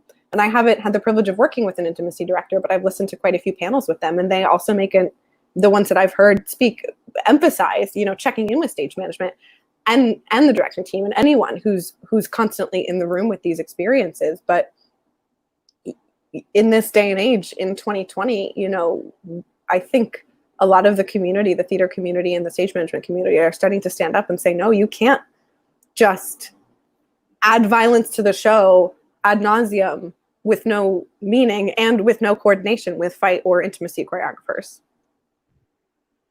So I want to jump to Rachel. Tell us a bit your experience. What have you experienced? Right. Guess I'll start with the one where I was the stage manager. The first and last thing I stage managed actually was a student-run production, which already raises lots of things. And the way that the production staff for the student-run event gets picked is the student staff from before votes on them. And I decided I wanted to try to be the stage manager. I had been on the production staff in other regards before. And there were people who wanted the job and didn't get it, but still were a part of the production, because this was the biggest production that we did, like student, faculty, anything. It was over 100 people every year since I got there. When I got to college, it really started to exponentially increase. And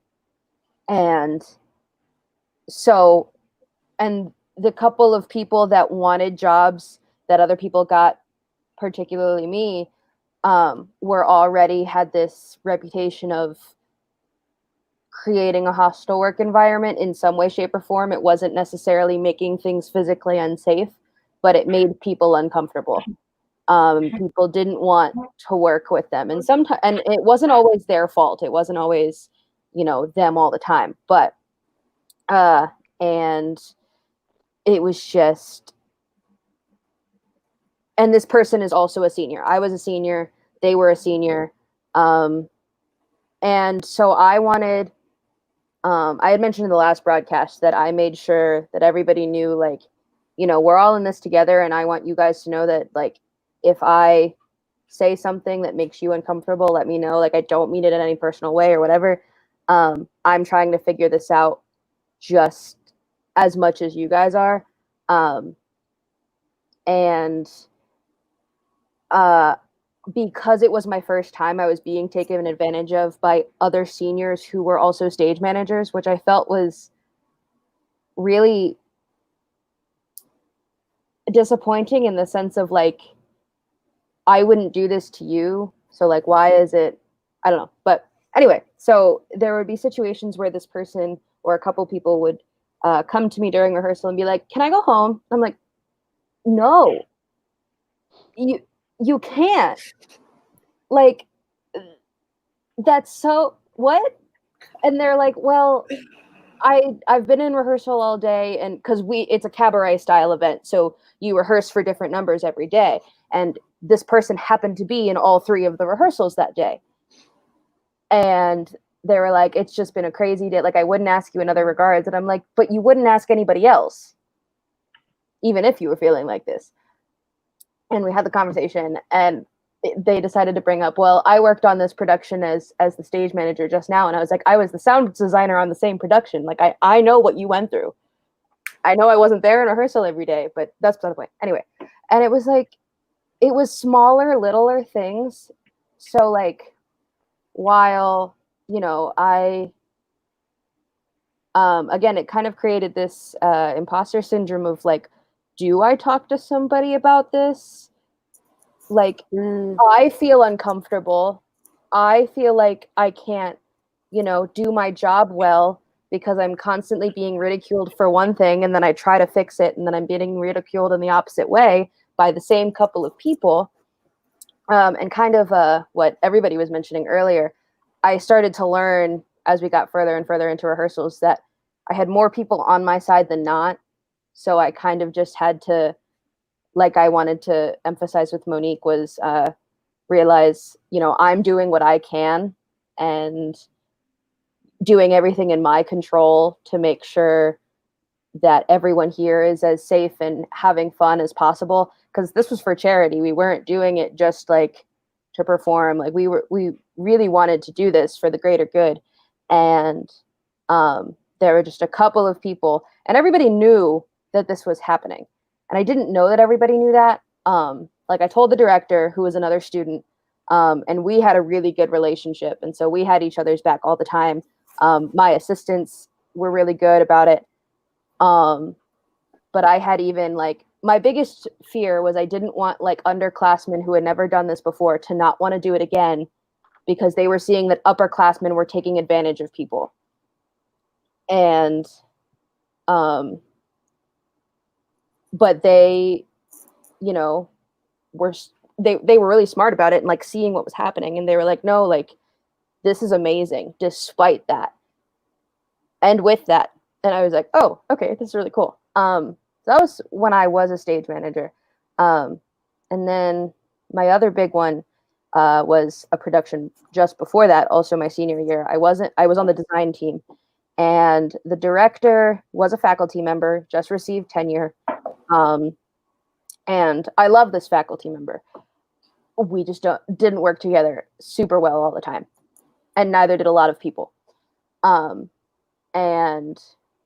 we were doing a very stylized piece, and my design aspect had a lot to do with it. And so I would constantly, 6 months before, be like, "Hey, what do you want for this? How does this sound? How does this look? Can I have your opinion?" And I wasn't getting any real feedback. And I was asking my mentor, and my mentor was like, "You seem to be going in the right direction. I'm sorry that they're not giving you anything." And I was like, "Okay."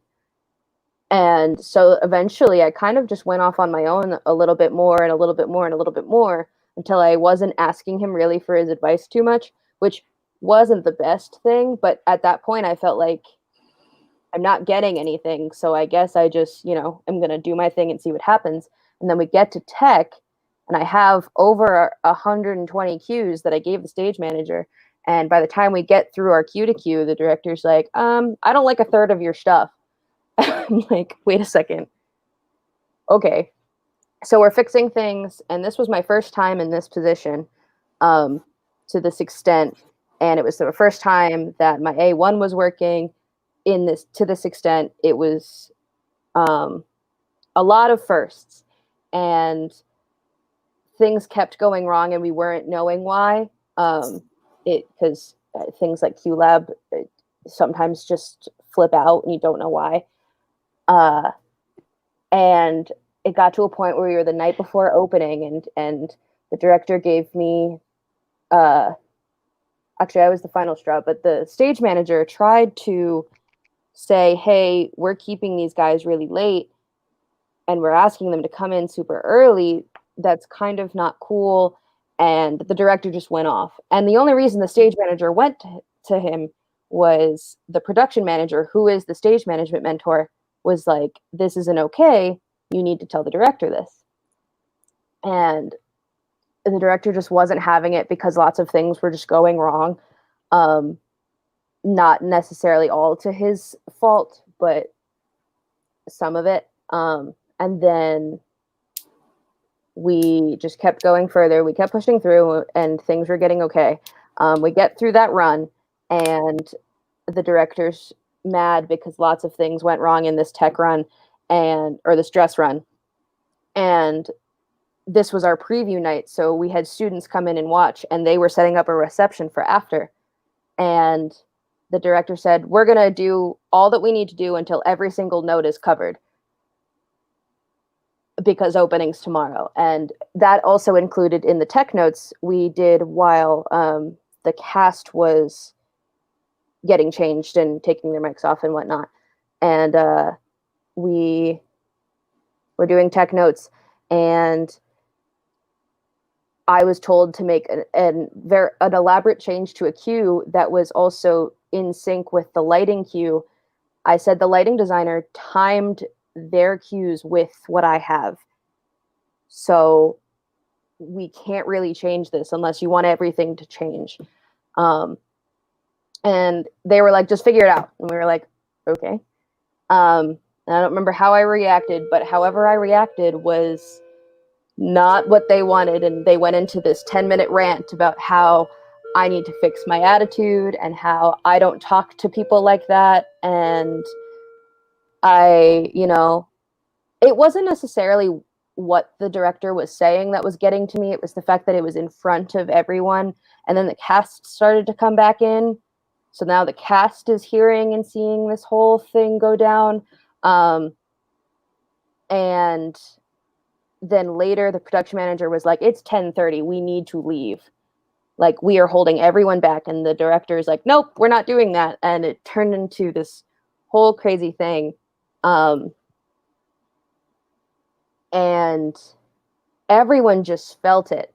And I actually had a professor who saw the production during one of our tech runs look at me in class the next day and was like, this show's weird. And not because of the content or like anything you guys were doing, but it was weird. Like, you could tell. And I was like, yeah. And a bunch of us who were involved in the production, we were all like, yeah, it's something.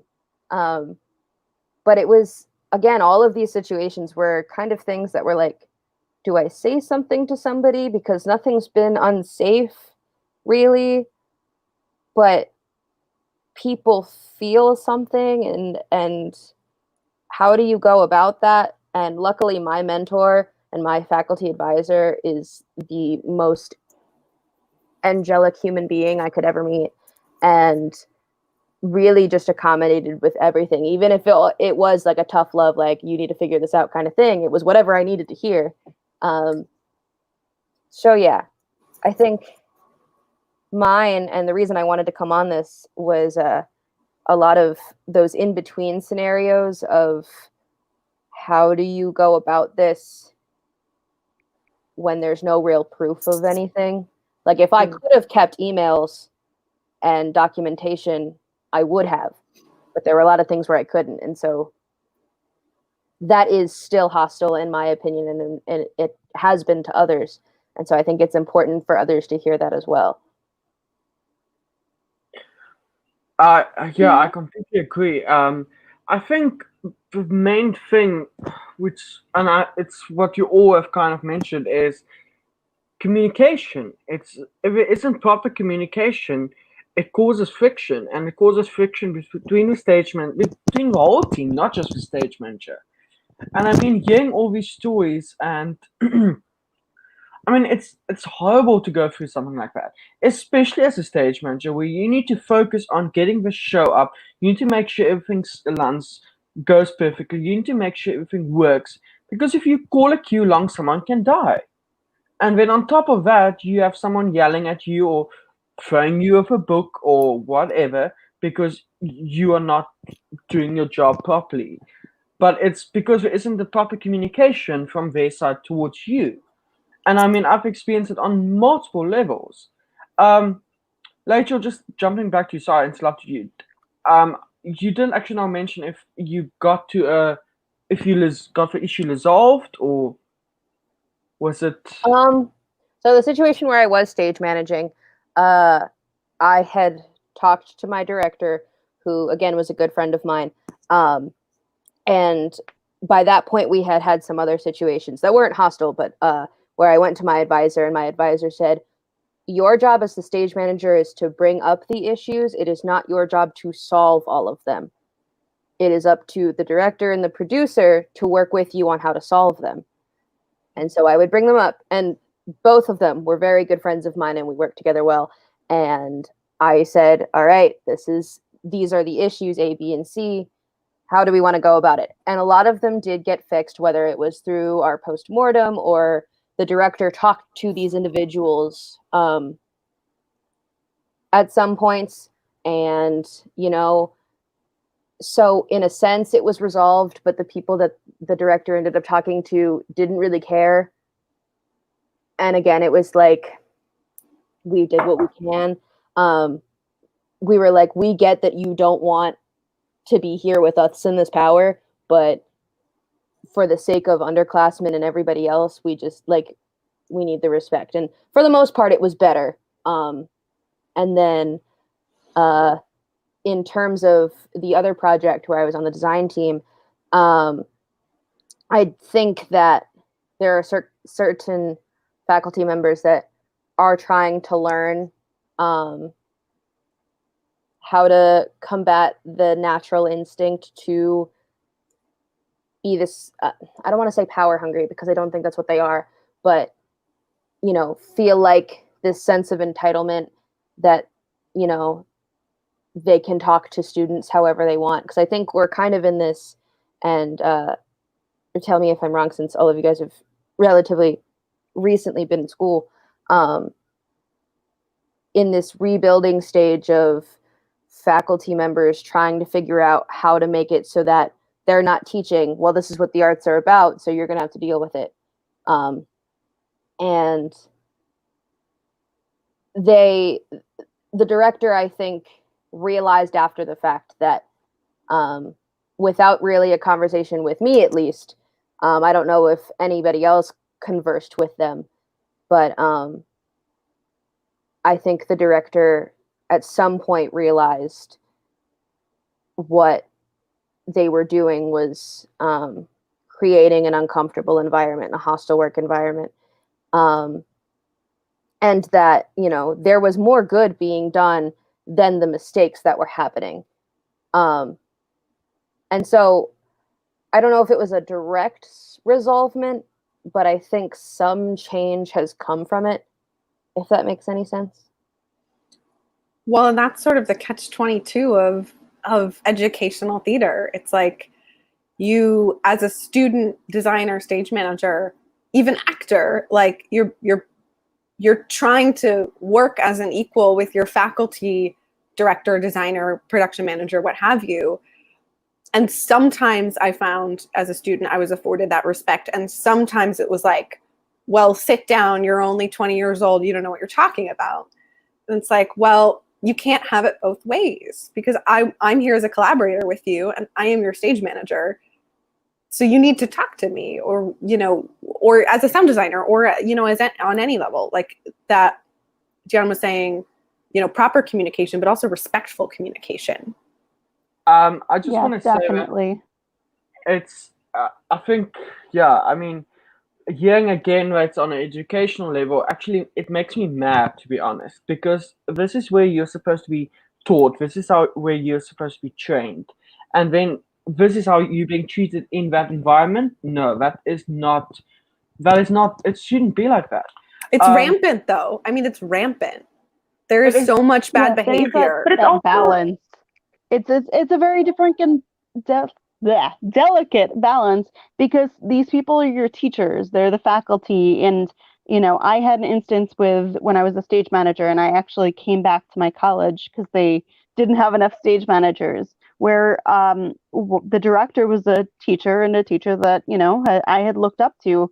But she kept running rehearsal until after midnight, and we were only allowed to be on campus until 10:30. And I kept, pushing and pushing and being like, when it, hit 12:01, I was like, okay, cast, you are now allowed to leave. I am sorry that I'm interrupting you in the middle of doing this, but it is after midnight. I am leaving. I am shutting the lights. I am locking the door. And it takes a lot as a student to be able to go up against your teachers, go up against the people who are advising you, go up against the people because you're worried about a grade, you're worried about getting marked with something. And as a student, you have that, but it does continue into the industry. And I feel like in a way you sort of learn that as a student with these teachers, because I mean, I've been, with people that are, they are 20 years ahead of me in their career. And I've also had instances where I've worked with people and, I'm 10 years ahead of them in my career, but I try to take that from my education days of like, I can't do what these teachers did to me. I can't look at it as, well, I know more than you, because everybody's experiences, we're all going to have something to contribute to it.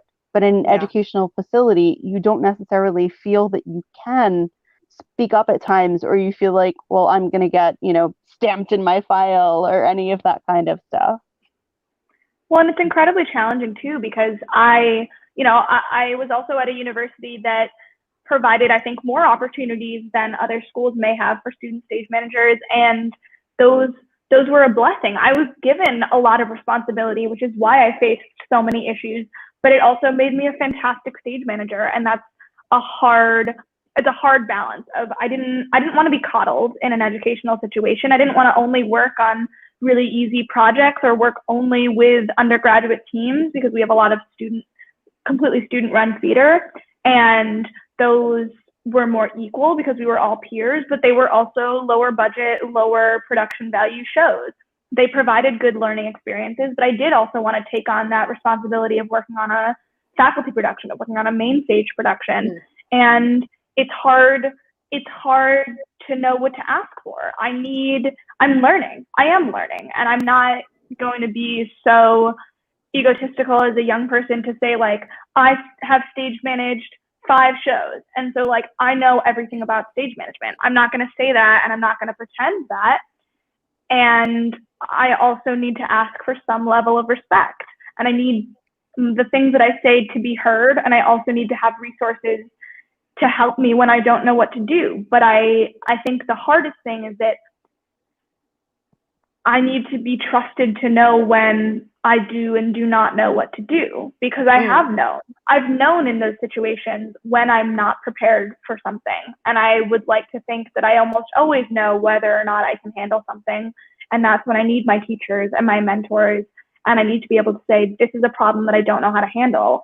And I think that's what it comes down to, is that I need to be trusted to know which problems I can and cannot handle, because when it's something that I'm extremely confident in, I have faculty members who are saying, I don't think you're right. And when it's something that I say, I know that I don't understand this, then it gets thrown back in my face of like, well, I thought you wanted all this responsibility. I thought you wanted all of this learning opportunity. And it's it's a challenging balance of not wanting to be coddled and also knowing that I have a lot more to learn.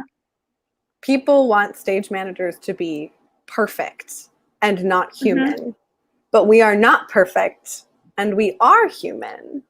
And so much, Olivia, to your point, so much of learning how to be a stage manager, I found the classroom is great. Lectures are awesome, but you cannot learn how to be a stage manager in a classroom. You have to do it and you have to mess up and you learn from those mistakes. And I also think an important part of this conversation that I think, you know, all of us now are reflecting back our previous experiences.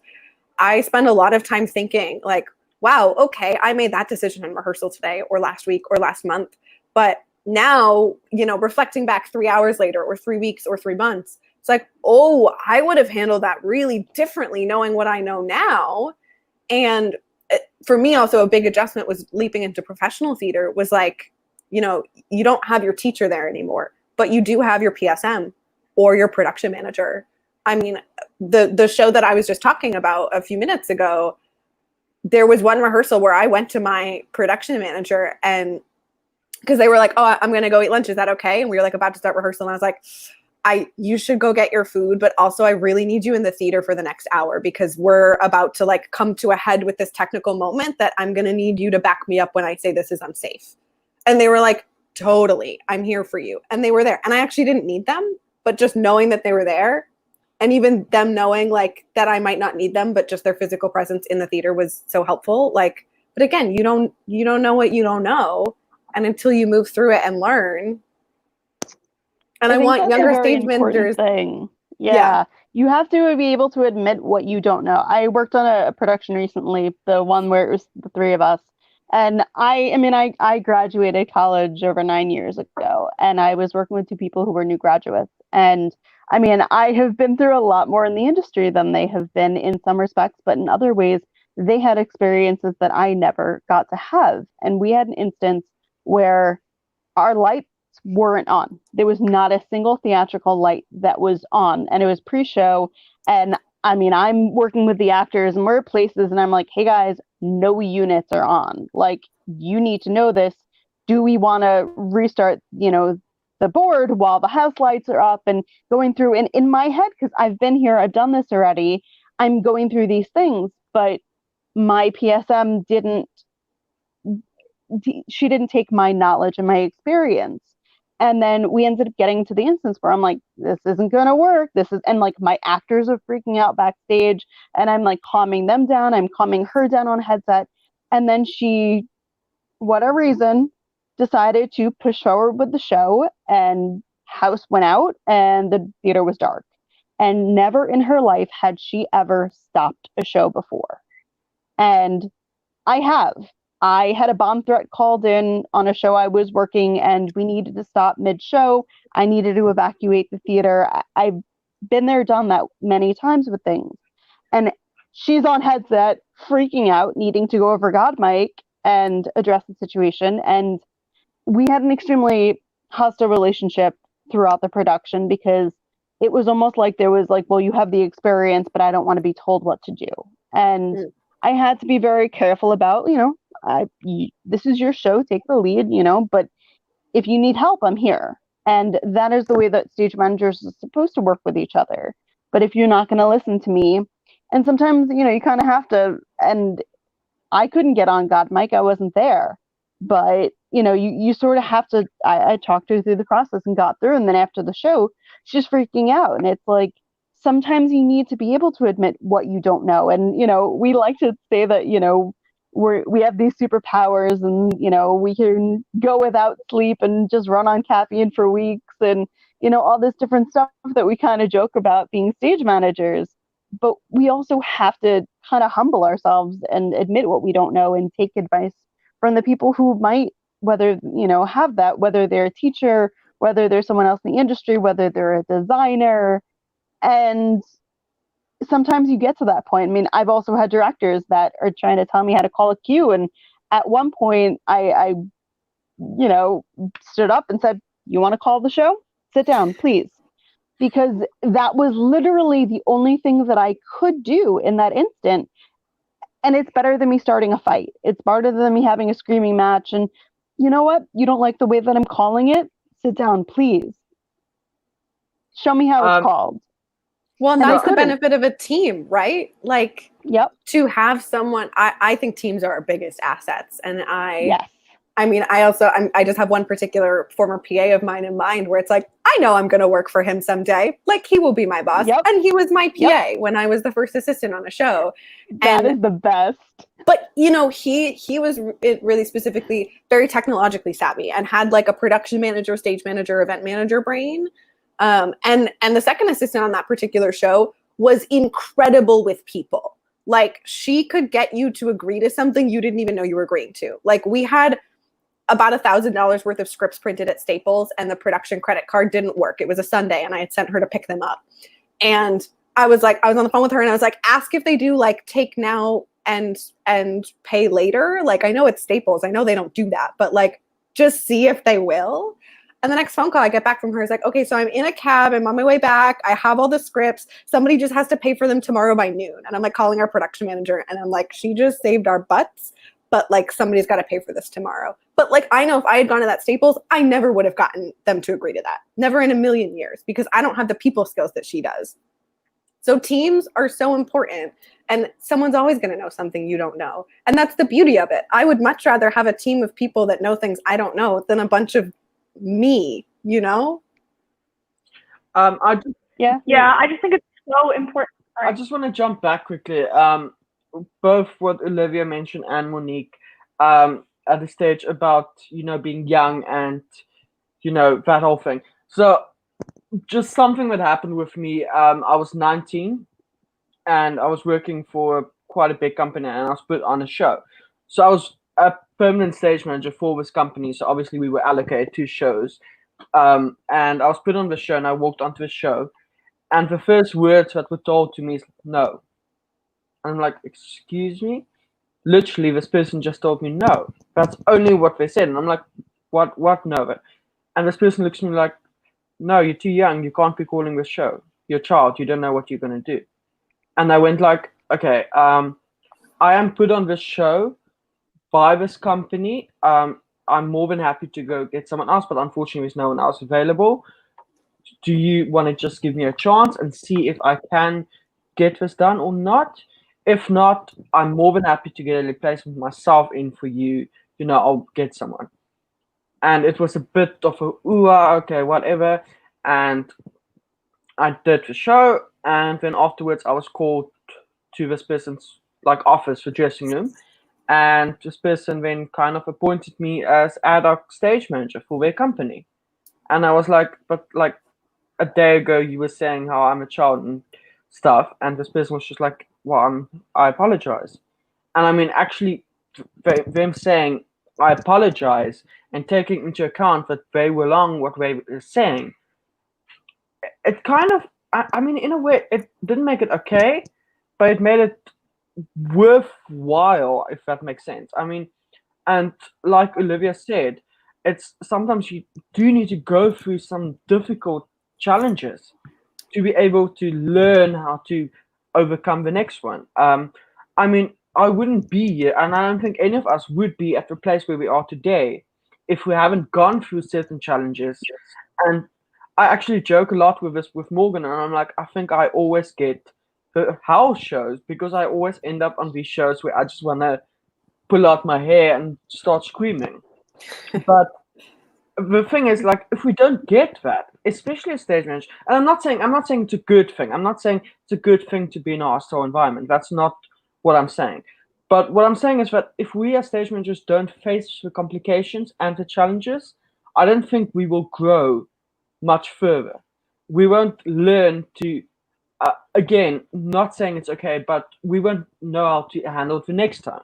So I would rather say I will get thrown by a director with a script when I'm 20, because then at 25, when someone yells at me, I can go, firstly, I'm the stage manager, but if you feel this way and you want to call the show, here's the script, which I've done before. Yeah. And I've gone, it's happened on a few occasions where a certain person on the team would be unhappy, or I accidentally called a cue long, which happens. I mean, sometimes you make a mistake, it's not you can run a show 100% perfect all the time. And this specific show we were running for quite some time, but it was fine. It was one cue was out, and someone on the team lost it on me, and I went, okay, well, here's the script. Once you're more than welcome to queue. I am not going to queue this next show, but you're more than welcome to take over, because I'm sure that you will do it perfectly. And they looked at it, and this specific show was very busy. And they looked at it and they're like, and they put a book down and were like, I'm sorry. I didn't mean it like that. And I'm like, again, I expressed, like, we, as a stage manager, we are under so much pressure. We don't just think about one specific cue. We think about all the 400 cues coming up. We think about the safety. We think about, oh wait, that actor's out of his moves. That means he might slip on a chair, or he's jumped a line. Well, it's not just sitting there going like, cool, Alex, go, sound, go. You don't just do that. It's not, you switch off. You need to be aware now. You need to go, wait, something's wrong backstage because, there's too much chit chat, or, there's someone running. Why are you, like, what is happening? You don't just sit there as a switch off, like Vampire Dies, flick the switch, and you just sit there numb and go like, Alex, go, sound. It doesn't happen. You need to also be invested in your show, and you can't be invested if you are treated badly. Well, sorry, it's a very long speech. There's also totally a way to have conflict and disagreement that's respectful. Like, none of us are sitting here saying every show is going to be everyone saying yes, yes, yes, from day one all the way through closing. Like, there's totally disagreement that's going to happen, and that's natural, and that's part of artistic collaboration. Exactly. But you can have that without a condescending tone, or without insulting the person who's in front of you, or without saying like, God, hurry up, why aren't you calling that faster? Or why are we holding in tech? You're so slow, stage manager, which I have witnessed Broadway designers say in observing a tech in a Broadway theater, like, to their stage manager. We also haven't touched on racism in our industry, which is a huge component. We've touched on sexism a little bit, but there's rampant racism, which I also think in this cultural moment, especially in the United States, like, there are a lot of conversations happening now that are way long overdue, like way overdue. But in the same way that hopefully many of us will be empowered to call out this abuse as we see it in the future. I mean, how many of these situations could have been aided by anyone in the room saying, hey, we don't talk to people like that. That's not okay. I mean, especially, and coming again back to age, because it plays a big difference. Because being 20-year-old stage manager with a director that is maybe much older, a designer that's much older, they don't think you can do the job. And all I'm saying is kind of give the young generation a chance and see how they do before you judge them. If by the 4th week in the show they still don't know the show and they still can't call the tabs properly, then yes, by all means, I mean, but I'm not justifying being an hostile environment. I mean, again, like one of my like I said, my mentor and I spoke today, and there was something that we spoke about, and she went like, but in that instance, I kind of agree. And I went like, no, I do as well, because it was supposed to be in a thing of, proper communication, which also didn't happen. And I mean, that is coming again back to communication and all that stuff, that it's, sorry. Yeah, and I just think it's so beneficial, especially coming from being a young stage manager. I think there's something very empowering about being able to admit your flaws, and I think or mistakes that you've made. And I have friends in stage management who are my age, and we've been doing this track together. And I have friends who really resist, like when our mentor gives her notes about something, about how she's written an email. And I have friends who take that very personally, and it's hard. And I see them struggling with growth because they have so much fear in having their mistakes pointed out. And I think that's something, and like, that's what I tried to do when I was talking to faculty about this show. I started with an acknowledgement of being like, hey, I get it. Like, I am a new stage manager. I've stage managed a lot of shows here. I would like to think that I have an extensive amount of knowledge about how theater works in this university setting, and I felt a lack of respect for that. But I do know that I'm new at stage management. I can point out all of the things that I'm disappointed in myself for doing on that show that was a hostile work environment, and it's important to be able to do both of those things. I was like, I know this thing that happened to me was unfair and unsafe, and I didn't deserve that. And there are huge mistakes that I made. I let some things about set and props slide to the wayside. It was partially due to the fact that I was incredibly overwhelmed by all the things I was responsible for, and I was prioritizing safety over it. But I did. I snapped a couple of times over headset at people. I made mistakes with props. I made mistakes with set pieces. And it was linked to the things that were happening to me, but I still made those mistakes, and they were still my responsibility. And I just think the ability to say, like, this thing that I did was wrong is really important. And touching, Monique, on what you said about the thing with racism, is that, like, that's what we're hearing so much. It's like, not to simplify it too much, but like something that we're hearing over and over again is that white people who are making these mistakes, and this happens with misgendering someone and with accidentally saying something that you don't intentionally mean to cause harm, and then you make it about yourself and getting defensive and getting argumentative when it could have been something as simple as like, I just said that it was wrong. It wasn't the choice to make. Yep. And it was wrong. Intention means nothing if the impact was harm. So I just if you have caused harm, it's important to acknowledge that. I really believe that's true. Sorry, Monique. Yeah, my junior year, Morgan, sorry. I just quickly want to refer to some comments that's come through now that's related to this before we move on. So one of the comments says, it's also easier to speak up for yourself and others after you're established. Yes, I completely agree, because obviously then you've made a name.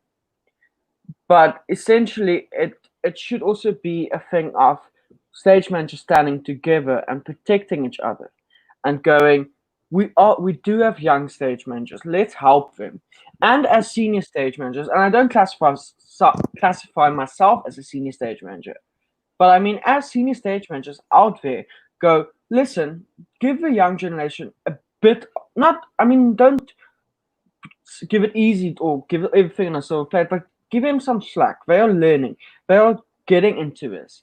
I mean, it is different for someone who's done 2 shows to someone who's done 200. I mean, and it's just what I'm saying is for the younger generation, and I hope by doing these discussions, what we are doing, whatever the topic is, that in a way, it helps the stage managers that's coming after us. The stage managers that is building, that is currently studying, that once they experience this, and somehow they watch this video or one of these videos, they go, okay, so other people are experiencing this, but they've dealt with it, you can get through this. And I mean, hostility, Afrikaans kicking in there, that, I mean, it can impact your job a lot. But the main thing is that as stage managers, and I mean, like all of you said, you brought yourself back. You sorted out the situation as best you could, and that you did the best that you could at that stage. I mean, yes, now maybe looking back to something 3 years ago that I did, I can go, well, I could have done that differently. I could have reacted differently. But it depends where you are in your career, where you're learning. I mean, it's not we all walk out of university and we're all officially senior stage managers that knows everything, and we can. I mean, and I even told that to the class that I present the other day, and I told them it's because it's a quick session. I only have 2 sessions with them training them stage management, and then they were like, yes, but this is so much to take in and stuff. I'm like, yes. And I don't expect you to be a stage manager within 2 sessions, because that's not going to happen. I've been working, and I mean, just me personally, I've been working professionally for 8 years. But there's still stuff that I don't know, that I will contact up someone older than me and go, by the way, what does this mean? Or we're doing this, how do I do this? And I mean, it's just getting back to the original thing of communication, having a support system, going, listen, even like, hey Morgan, I know you guys are on a different, do stuff differently than us, but I'm doing this show, this is what's happening, how can I handle it? Give me some advice. Because she's been longer in the industry than me. And I think it's also the thing of younger generation reaching out to older generation and going, this is the problem, or I'm going through this, I'm in this situation, how do I react? What must I do? Instead, we back into a corner. And I mean we as a whole, not just juniors, or not juniors, I don't like that word, but the younger generation. We, as stage managers, we try and back into the corner because we're the people that needs to keep the calm, make sure everything is fine. But I mean, sometimes stuff is not fine, and we should just say stuff is not fine. And yes, I agree. If you're more established, you can speak up. But it's communication and having a support system. It's that I think is the two crucial things of getting through any difficult challenge, and that's even in life as well. You need to be able to call a friend and go, dude, I'm having a horrible time. I need to talk. And that's the same as a stage manager, same as a production manager. Working on a show, you need to be able to go, I just had the worst day, this happened, and even though they can't give you advice, you can at least just get it out. And I think that is also the most important. So I like kind of I Morgan, you wanted to say something, please continue. I mean, it's kind of going on those lines and sort of what everyone's been saying. My junior year, even though I had already been, doing this for quite some time, my junior year of college, I had somebody snap at me and say, "You're never going to make it. You're too nice. You're too nice of a person. You're never going to make it as a stage manager." And I mean, at first I was kind of like, seriously? But then it sort of resonated in me, and it made me doubt. It made me doubt whether this was actually what I should be doing with my life. And I Yeah. turned to not only my stage management advisor at the time, but I also had spoken to an acting coach that we had and a former teacher of mine from when we had our required acting classes and stuff. And I was talking to him, and he's like probably one of the nicest, sweetest, like most bubbly person. And even in acting classes, I would do something, and I just want him to like criticize me once, like say one critical thing, say something that was not just nice. And I pushed him as an actor at the time of like, I tried to break him. I tried to make him tell me something that was not a compliment. And I went to him and I'm like, if anybody is going to be able to, talk to me about this, it's you. And I had said, I got this feedback and it's making me wonder, do I have what it takes to be in the industry? And he kind of sat me down and we had a nice long talk. And he sort of said that, stage managers, the first thing you need to know is know what you know and know what you don't know. Know your strengths. And I mean, still to this day, when I start a new production, I sit down with the stage management team and we say, what do you like to do? What are you good at? Because you should be doing what you're good at. And you should be heading those things. If you can, talk someone and convince them that they wanted to do whatever you were thinking they wanted to do. And, if that is a strength of yours, if communication is a thing, if technical things, if, paperwork, there are some stage managers that like paperwork is their thing, prop lists, all that kind of stuff. There are people that love line notes and people who hate line notes. And, when I sat him down and I was saying about, I'm too nice. And he is like, well, you have a maternal instinct. You are nice. You are caring. You are humble. Not everybody's going to have that. Some stage managers are going to have an ego and they're going to run with it. But because of you having these things, look at it as your strength. And don't let anybody tell you that you are too nice, you're too sweet, you're too caring. And yes, sometimes that will be your, I always say in a job interview that is my greatest, strength and my weakness, because sometimes I care too much. Sometimes I am too dedicated and I will work on something for a long time. sometimes I will stay an hour after rehearsal to make sure everything is cleaned up properly when I really should be out the door. And I had a lot of doubts. And then all of a sudden, a year ago, almost exactly a year ago, a little over a year ago, I got a call from that way too nice actor. And he said to me, "You are the right fit for my team. This is exactly what I need on my production." And sometimes people are going to hire you for those things that other people are going to tell you you don't have it. You don't have, you're not cut out for this field. You're not cut out for this job. And I almost feel like talking with him sort of helped me, because I know that I am who I am. I am not going to run around. I'm not going to have an ego. I'm not going to do any of that. And I learned that, teaching is something I'm good at, because I don't have that, well, I'm better than you attitude. It doesn't matter that I've been in the industry this long. If you need to call and stop a show, I can offer you my assistance, but you're either going to take it or you're not. And I also have that personality that, when you're in something like tech, or, things get tight and everybody is fighting, or somebody comes at you in a hostile environment and they say, "Oh, you're not calling the cues." I'm one that's going to apologize. I'm going to say, "I'm sorry, it's my fault." I'm going to de-escalate the situation. I'm going to stand up and say, "Would you like to call the show?" Instead of screaming at you, telling you, "Well, I know what I'm doing, blah, blah, blah." Nope, I don't have that. You want to call the show? Go ahead. I have people that you want to come late. I can do my job, but I can't force you to do something, and I'm not going to have a screaming fight, because it's not worth it for me. It's not worth my mental health for me to be screaming at you like this. I just need to be able to have that mantra and say, "I know what I'm doing. I'm good at my job," and go forward. And if you don't believe it, I'm sorry. And sometimes I will doubt myself, and I will go home and I will be upset, and I will turn to stage manager friends or even just other theater artists and say, and sometimes you need that other person to come to you and be like, "No, you're doing what you have to do," or, "Oh my God, they shouldn't have done that," or, to kind of be that reality check. But I also think that you also need to be able to look at it and be like, "Nope, I know what I'm doing. I'm good," and walk away from it. So I also Morgan, wonder if, sorry.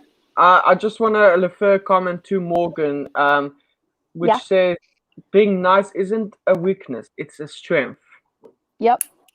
And that's kind of what he said to me, that it is a strength, and I use it as a strength. I mean, it's hard. It was very hard for me as a college student to think about, because I didn't have that experience in the industry that these two advisors did. And both of them had been on Broadway and done, multiple shows and different productions, whether it was in, commercial theater or non-for-profit theater. And, they have that experience I don't have. And they basically said the same thing as the comment, that my niceness, my sweetness, my, caringness should be seen as a strength, not a weakness. And again, you're spending 60 to 80 hours a week with the people that you're in a room with. I want to spend 60 to 80 hours with Morgan, who's nice and cares and is going to say, "No, it's the lunch break. Like, you need to go eat. Stop working on your prop sheet. Stop working on your whatever." Or, "Hey, that was a really intense session of tech. How are you doing?" Rather than the person who's going to be like, "Work more, turn it out faster, turn it out faster." Because there's a place for that. And there is a place for, like, kicking you in the butt when you need a little bit of motivation. But, like, if I'm going to see you more than no problem kicking butt. When I need to, I kick butt. But other times, me being nice doesn't hurt you. So why can't I come into the room with a, smile on my face and approach the rehearsal like this is going to be a good rehearsal, and do everything I can and push that smile? And anybody who's worked with me knows that I have a collection of stress balls. And I have some funny ones. I have some good ones. I mean, I have like little like toilets. I have, just the balls. I have stars. I have hearts. I have all this different stuff. And I actually have a joke on headset for when I'm PSMing that started back when I was in college, and it has come in handy with tech. And I had a lighting designer that like just didn't care, and she and I kind of had this code, and all of a sudden on headset during tech, I go, do we have a 10-4 on the blue balls? And I have a bunch of blue stress balls. But everyone thought it was hysterical that she's asking for the blue balls, not knowing what she's talking about. But it was a code to me because I knew that she was at that point that she was about to break. And if I can give you a stress ball to go, outside and do whatever, like throw it at things, do what you have to do to calm down. But anything I can do to help and make people laugh, go ahead, do it. I don't care. Let's have some fun. I also wonder if anybody else has this of like, and this is something I talk about with my mentor of, I am also inclined to be very bubbly, very kind. I'm also in my personal life very chatty and energetic, and sometimes overly energetic. And so I wonder if anybody else has this, because my mentor was like, do you guys feel like you have a shift when you're going into person mode versus stage manager mode? And she was trying to like guide us toward this prompt of like, we are the same person. And I was like, absolutely not. I have an active shift that I find very helpful for myself and may not be true for everyone, but like I have a very active shift from like, if I'm on a 10, I'm gonna be joking with my actors, I'm gonna be chatting, I'm gonna be telling a story, I'm gonna be incredibly animated. And when I come back from my 10, like I'm gonna come into stage manager mode. And my professor found it hilarious, but it's true because like the things that I struggle the most with is taking like a bunch of rowdy actors who are joking around during fight call because they know this is the easier fight, and me saying like, sit down, pay attention, we're doing fight call, versus we're on a 10, I'm gonna joke with you. And so I have a stage manager mode that helps me with those tools of those things that are like not gonna come naturally to me, but I need to be stone-faced, I need to be doing something that takes a lot of concentration, and I need other people to see that like I am busy. And then it's me on my break being like, hi, it's me, Olivia, you remember me. And it's about like that balance, because I've also worked on shows where it's an actor that I've worked with on like 6 shows. We're also friends. I know that. And he is the one who's gonna like constantly be eating snacks in his costume without the robe on that covers his costume. And so in that situation, I am gonna be Olivia. I'm gonna be sitting at the booth, not looking at him and going, Carrie, I know that you are not eating in your costume. And it's him just like bashfully walking away. And I wouldn't do that to every actor. I wouldn't do that to somebody that I don't know. But I wonder if other people like, absolutely, yes, me. See, that's interesting because I see them as multiple parts of, like, I see them all as one entity. But there's room in that, Olivia, like you're talking about. Like I have some actors that are good friends of mine, and I'm going to off the bat interact with them in a different way than an actor who's brand new to me. But I'm also working on building that relationship with an actor who's brand new to me and figuring out what they like. I mean, I worked with an actor who, was sort of, you might call them gruff, like just not bubbly, not extroverted in their conversation.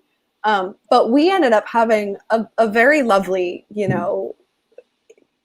intimate, not in a romantic way, but intimate rapport, stage manager to actor, that was equally as friendly as my rapport with the other actor, who was a chatty Cathy. Like, I find that that's all within one, like all just within me as one person. I don't compartmentalize quite like that. But it's an interesting perspective to sort of diagnose, like, do you compartmentalize like that? How, like, when do you switch? That's an interesting question. Yeah, I definitely have that. I definitely go from the nice bubbly, and people are like, oh, okay, and they think maybe they can like take advantage of you because you are nice and sweet and outgoing and stuff. But then, when it's like, okay, guys, we're back, and you're not listened to, and then you need to be, no, everyone, we are back. Like, you need to be stern with them. And they see that change because you're not as smiley, happy-going, laughing. You then get that seriousness that needs to be taken, seriously. And, same thing with, I've had friends that like are on my crew that like, I'm going to, joke around with you backstage. We're going to have dance parties. I mean, it's what I do. We're going to give high fives. We're going to make jokes. That's what you do backstage. It's what you do in the booth. You sing along or say lines or wait for laugh lines. And then you have, those times that you need to, this is what we need to do. And you switch, and it's still me, but it's sort of like that upper level. And it's like, I go from being like, just, hey, Morgan, or like stage manager Morgan, to like head B in charge. Like, I will put that hat on and just be like, no, I'm sorry. Like, you can't do that. I will have those, clear lines. I will have those, but I try not to have to make that switch. And then when I do make that switch, it's taken so much more seriously because it's not as normal for me in a like hang out, relaxed zone. It's like, oh, she means what she's saying. Yep, I do. That's kind of how mine is. Go ahead. I just want to say, no, I wanted to say, it looked like you wanted to say something. Sorry. Yeah. No, mine's actually very similar to Morgan's. And when we're talking about stage management, like in class at school, the biggest thing that like is asked at the beginning of the semester and then again at the end is like, what's your style of stage management? And, I feel like I'm very similar to what Morgan and Olivia are saying in the sense of I'm a very bubbly, nice, extroverted person, and I pretty much get along with everyone. And I try to keep that when I stage manage as much as I can. But this was another thing that I mentioned in the last broadcast. I said, my first rehearsal as a stage manager, mostly because it was a student-run production. I looked at everyone in the cast and everyone on the team, and I said, I am friends with most of you, and I probably will be friends with all of you by the end of this. But when we're in this room, my stage manager hat is on. We're still friends, but I might say something to you that outside of this room, I would never, ever say in my life.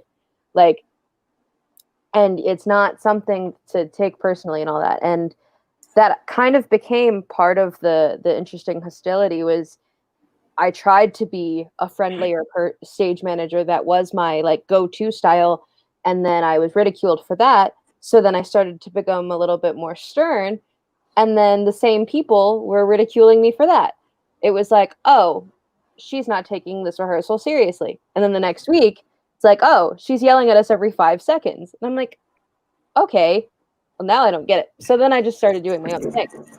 But very similarly to what Morgan was saying, most of the time I was able to have a great time. The director and I were best friends and roommates. And so, but we very much knew that because of that, there were going to be eyes on us.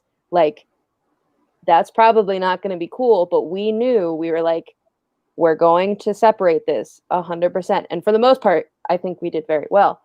And what's it called? We, there was a time, and when you have 60 people on stage at once rehearsing this big number, there's going to be lots of voices, and there comes a time when you have to raise your voice because there's 60 bodies in a room. Even when they're not talking, you have to talk louder. And when I did have to get to that point, it was taken more seriously for the most part because of that. So Olivia, yeah, I definitely like there is a shift. I try not to make it such a harsh shift all of the time so people aren't like, whoa, what's going on? Because there are times where if it does happen, people are like, is something wrong? What? But, My favorite, are you just PMSing? Oh, no. Oh, no. So here's a comment. I also hate when people say, oh, you're a stage manager, you get to boss people around. Sorry, I boss no one around. I respectfully give directions, sometimes loudly. Yeah. Well, the boss comes from this idea of ego, right? There are some stage managers who, somebody said it before, forgive me, I don't remember who, but like there can be a lot of ego involved. And then there are some people, which I think probably the 5 of us would more identify in this camp of like, it's not about ego. It's not about me. Like if you want it to be about you, I think this is going to come off wrong, but I'm going to say it. It's not how I mean it. If you want it to be about you, you become a director. Like if you want an actor. Or an actor. If you want it to be your vision, I'm specifically talking about like your vision. If you want it to be your vision on stage, you become a director because then you're leading the room. Stage managers lead the room as well, but in a different way. Whereas, stage management in many times is a thankless job. And I think I have found, I'll speak for me, it isn't totally thankless, because the people who recognize the work that I'm doing are the people who like care about me as a human.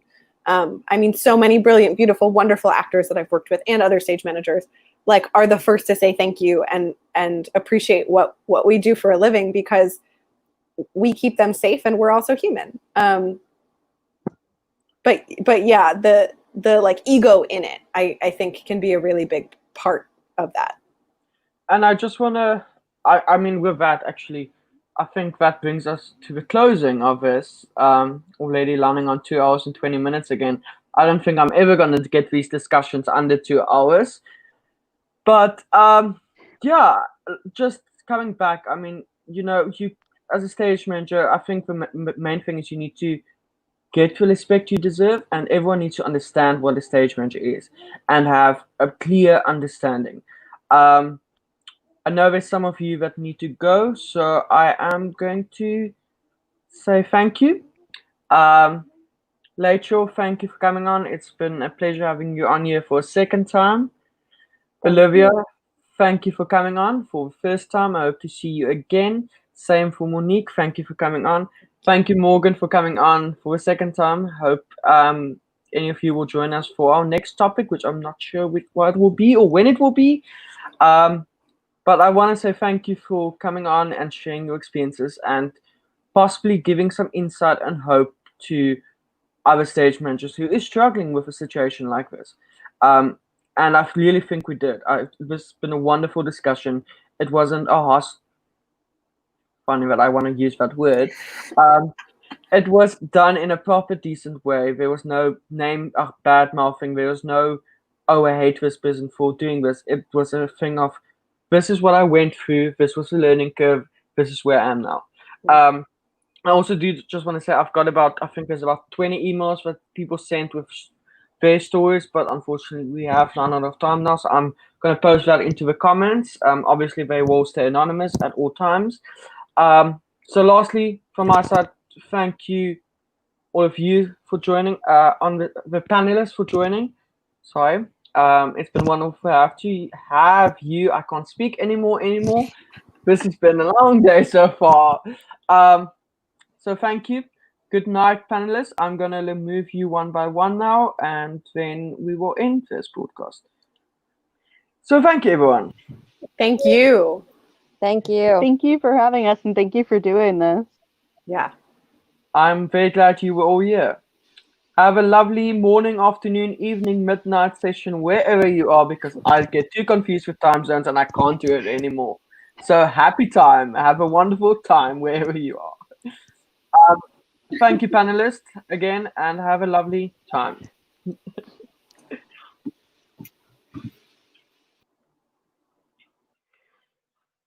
I try and keep this under 2 hours, but I don't think it's ever going to happen. I'm sorry about that. But what a wonderful discussion. Thank you for our amazing 4 panelists tuning in, giving us their time. I mean, 2 hours, actually 3 hours, because most of them have been here on half an hour before time to do a sound check and a lighting test check, like good stage managers. So thank you for their time. Thank you to all our viewers who tuned in and watched us. We've had amazing comments. I'm trying to lead comments while I'm answering questions there and stuff. Yes, Lene, I'm definitely getting stage managing together in a pandemic. We need to chat. And you can definitely join us next time. Thank you, everyone. Have a lovely time. And check out our Facebook page for our next session, whatever it might be. It's every Friday we release material. It's Downstage Productions in Discussion, Meet the Team, Downstage Productions in Digital. Either one of us, we announce it usually on the Tuesday or Wednesday for that week, and then have a look on our Facebook page. I'm actually bringing this up now. At the bottom there, follow us on Facebook, Twitter, Instagram at Downstage ZA. Downstage ZA. And with that, good time.